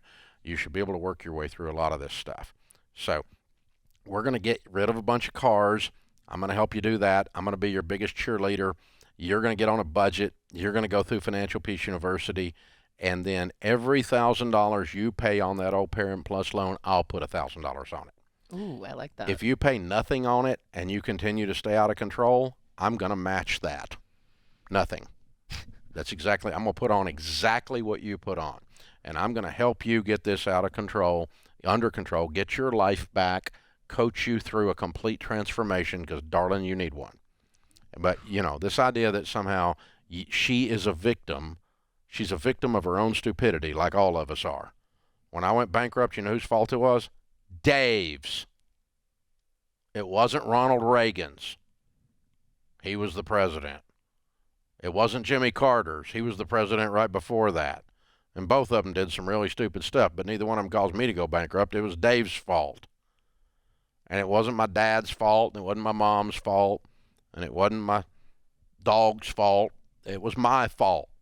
So part of straightening up your dadgum life is taking responsibility for it. Yeah, and I think this just also highlights what I think I've heard Rachel say, where it's like a lot of the student loan crisis is a parenting crisis.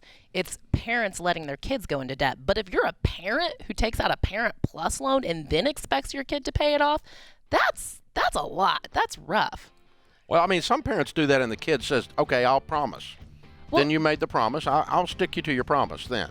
But he didn't do that. But even if your kid says, I promise, at 18 years old, that is still a kid, like barely an adult, promising to pay that back. Like, as a parent, you should stop and say, are you really willing to make that promise? Do you understand what that promise means in the long run? Because that's a heavy promise to make at 18 years old. It's like one of you parents co-signing for a 16-year-old to get a BMW. You're an idiot. You're an idiot. You deserve the problems that are coming your way. You just signed up for stupid on steroids. This is the Ramsey Show.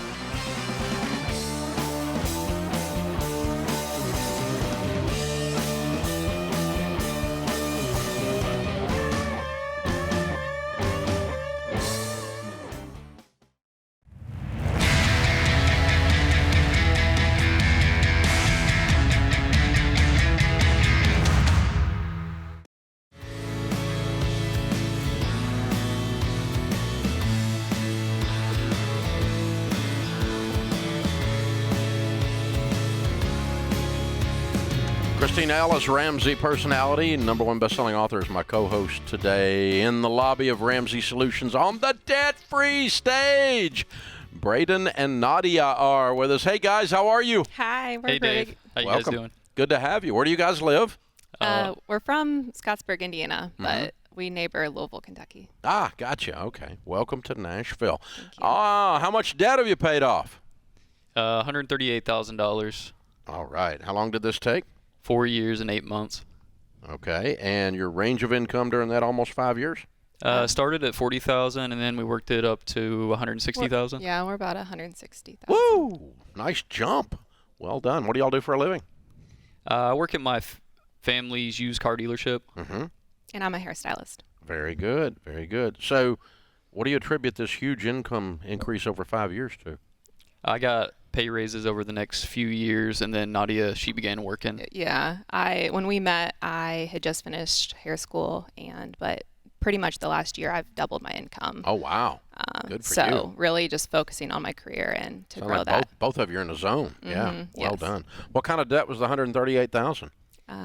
About $10,000, $11,000 were my student loans, and then the rest was the mortgage. Oh, you paid off your house? Yes. Look at it, weird people. I love it. Way to go, you guys. So what's this house worth? The current market, probably somewhere around $240,000. I love it. How old are you two? I'm 30. I'm 26. I'd have paid for a house. $250,000, $250,000 paid for a house. Woo! Way to go. Woo! All right, tell us what happened. Man, you started this young. Yeah. Y'all were baby children when you started this. Like 20 years old you started, right? Yeah, we met when I just turned 21. Okay, so what in the world, what made you plug into this whole Ramsey thing at that age? To be honest, before I met her, I went to college and just went just to go. And then I ended up dropping out after a year. And then I kind of set up a goal after that I was going to buy a house and save up for a down payment from talking with my mom. And then I bought your book, and I read it at the time, and it just kind of set a fire underneath me to start saving up for the next 4 years and just putting all my money towards a big down payment for a house. Wow. Okay. And then kind of fast forward, we met right after I graduated school. I had my student loans. I didn't have a job yet. And then he had already been searching for a house for a while. So a few months after we met, he bought the house and we both moved in.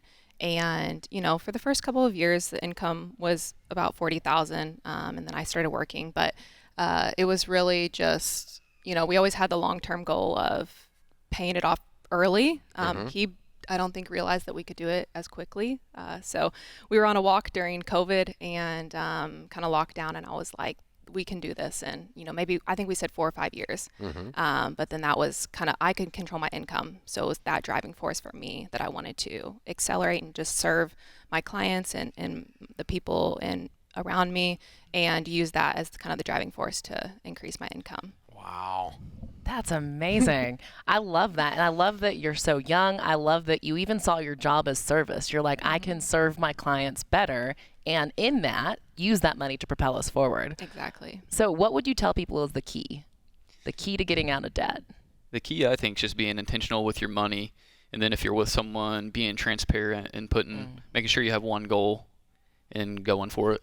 Yeah. Which is amazing, especially as such a young couple. You guys are building such a strong foundation, not only financially, but with your conversations and in your marriage. Yeah, early on. So when we moved into the house, I found the book just on a shelf or something, and I immediately read it because it clicked. It made sense to me immediately. So I was like, so I used, the snowball effect to pay off my student loans, and then so early on we had those financial discussions and the money discussions. But I would say that just staying content through this whole time was a huge thing, because as our income increased, we easily could have justified to spend spend a ton of money on our wedding. So we got married a year ago, and then combining our finances was the key. You cannot achieve any goal together if you're not doing it financially together in the same bank account and always talking about it. So because we did that, combined our income, the last year we paid off $80,000. Whoa! Of that. So the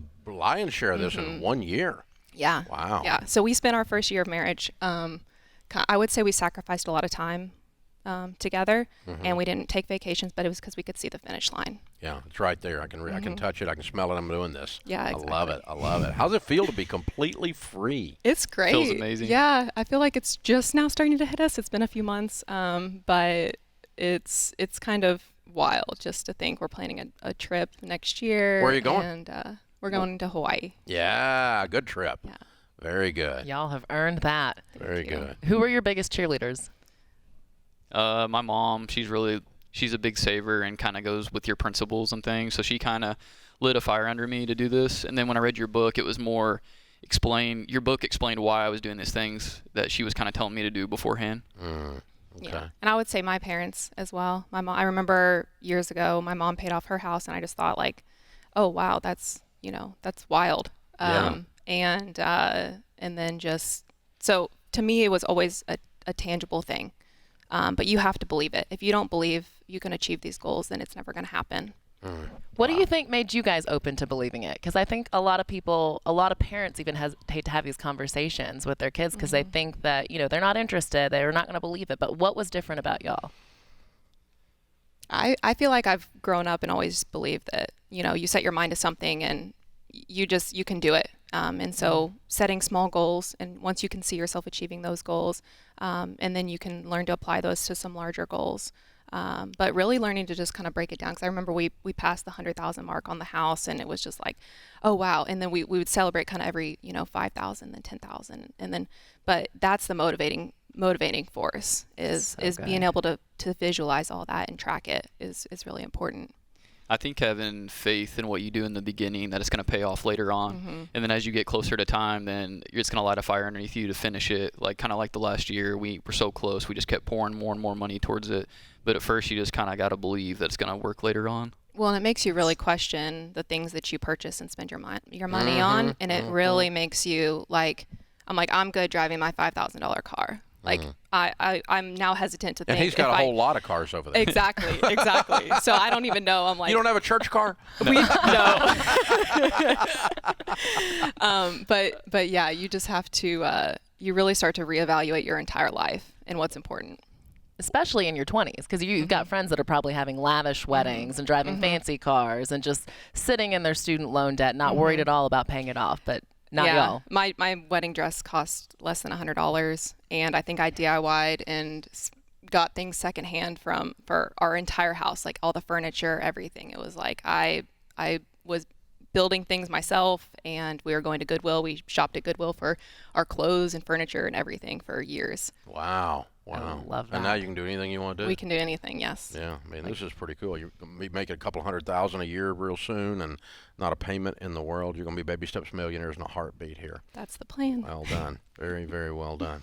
Live like no one else. Now you can live and give like no one else. Absolutely. It's a beautiful thing. Yes. Proud of you guys. Thank well you. done. Very well you. done. You're an impressive young couple. Very, very well done. Good stuff. Hey, we got a copy of the Total Money Makeover book for you. You can give that away like Mom gave it to you and get somebody started. Baby Steps Millionaires book, our latest #1 bestseller, and that'll of course, be the next chapter in your story, a 1-year membership to Financial Peace University. If you hadn't been through it, go through it. If you have, then give it away. And all of this is the Live and Give bundle. It'll help you with both of those things. Very well done. Thank you. Braden and Nadia, Louisville, Kentucky area, $138,000 paid off in 4 years and 8 months. House and everything! Making 40 all the way to 160. Count it down. Let's hear a debt-free scream. 3, 2, 1. We're debt free! Yeah! Woo-hoo! Gotta love it, man. You gotta love it. Man, they're impressive. So impressive. This is the Ramsey Show.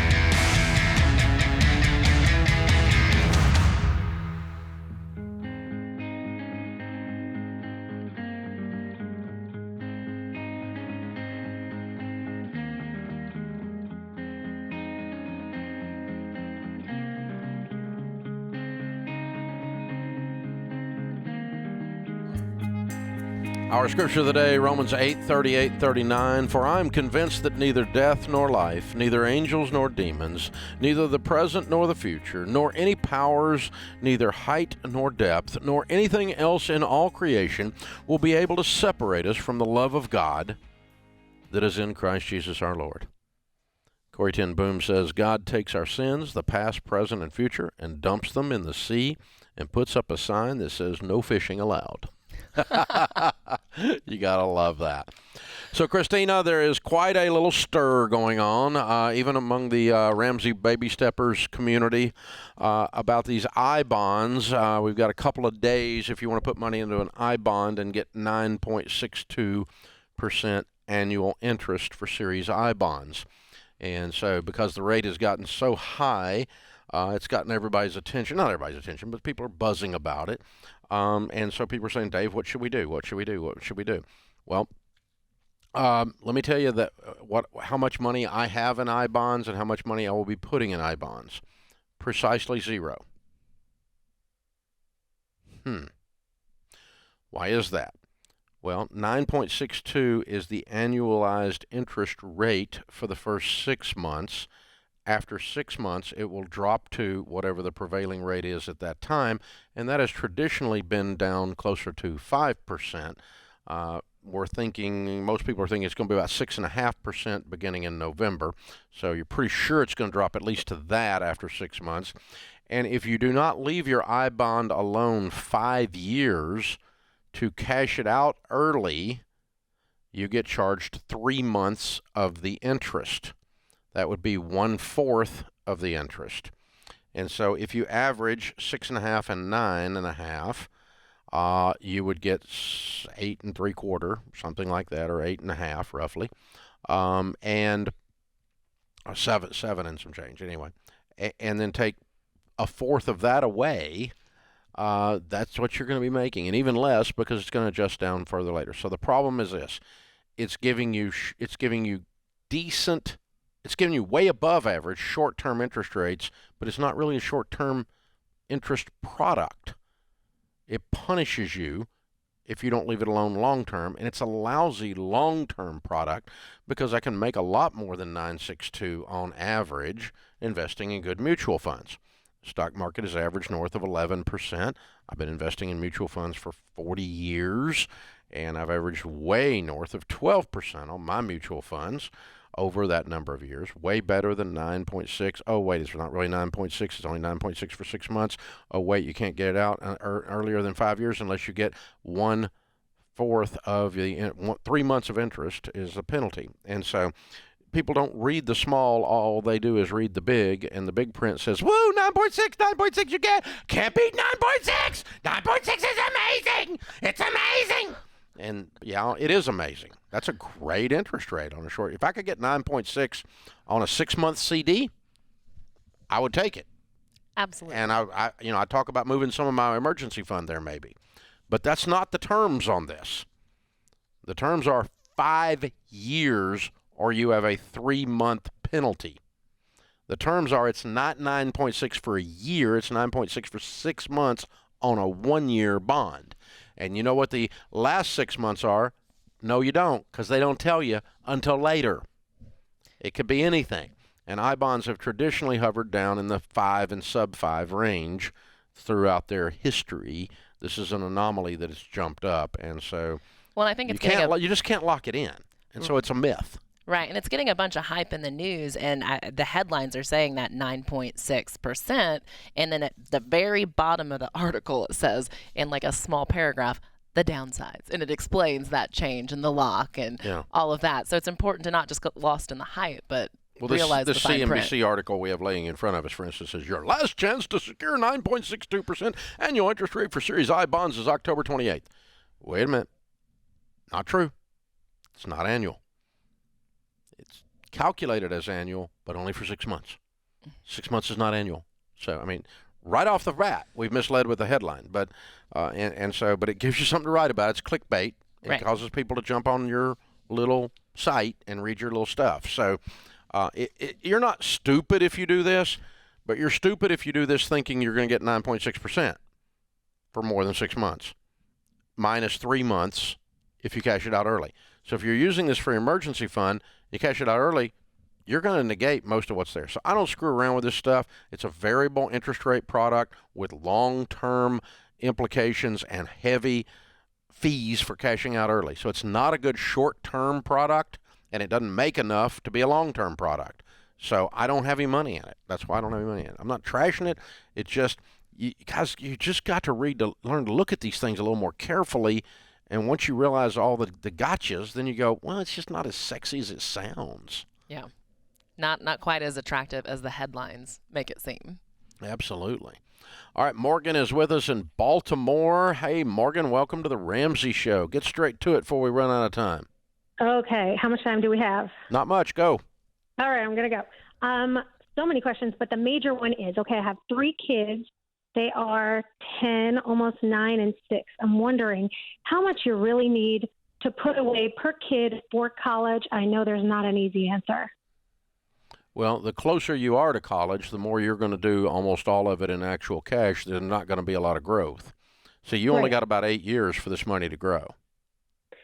We've been putting away the minimum on the 529s, like the Maryland 529. So I think that's $2,400 a year since each of them was born. So I calculated. So you've already started. Okay. Oh, we have like a lot of cash reserves, hundreds of thousands. We have money on the market. We have money in all these different buckets.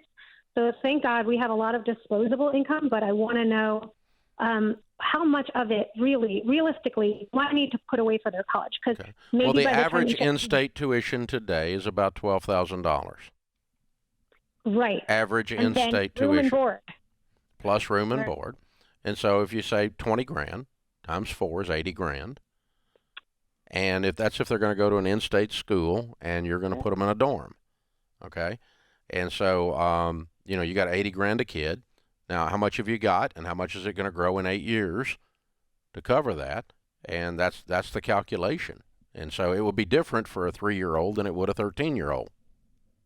Yeah, I'm not going to solely rely on the 529, but you think the number is $80,000 per kid if it's in state? Oh, call it 100. Call it 100. Yeah. Because we're not there yet, and it's going to go up. It's going to go up. Yeah, and if you're feeling kind of stressed and anxious about it, or you just want to be as accurate as possible and as close to the number as possible, I would definitely sit down with a SmartVestor Pro. I mean, that's what we do, and they can really help you lay out exactly how much you should be putting aside every month for each kid at their various age. And you can use how much you've got now, how old the kid is, and what mutual funds you're invested in, and what they've been returning, and use that formula, and it will tell you exactly what you need to put in there once you establish a target amount with a SmartVestor Pro. But my point is, you can do some quick numbers and go, hey, my target is a minimum of 100 a kid, and that's if they do bare minimum schools, okay? And they get out in 4 years. Hello. There's a little miracle for you. And so, all of that. And so we've got to start training the kids, but yeah, Christine is exactly right. I would sit down with a SmartVestor Pro, and you can get the exact numbers. And I would put the right amount in a 529 to end up equaling about 100 at 18 years old. Yes, and get it there. It can also just reduce some of that stress and anxiety because college costs are going up, and you got kids at different ages. So just to have someone walk through the math with you and just give you that assurance that you're on the right track, it can just give you a lot of peace in that area. Yeah, it sounds like you've got the money. It's just scattered all over hell's handbasket. So if you just pull it all together and line it up and get it, make it dance with a SmartVestor Pro and put it in, make these ducks get in a row with a 529 in a good mutual fund, you're at least going to get 7 or 8 years of tax-free growth on each of these kids.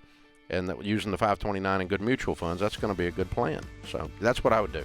Go to RamseySolutions.com, click SmartVestor Pro, and you'll find somebody there with the heart of a teacher and help you sort through the actual numbers. But it sounds like you probably are on track, but you just need to get them lined up. Christina, good job. Austin, Ben, Zach, Andrew, and James in the booth, good job. I'm Dave Ramsey. We'll be back with you before you know it. In the meantime, remember, there's ultimately only one way to financial peace, and that's to walk daily with the Prince of Peace, Christ Jesus. Dave here. You can find all of our shows with the Ramsey Network app on your smartphone. It's the only place to listen to the entire back catalog of episodes. Download the Ramsey Network app in your favorite app store today.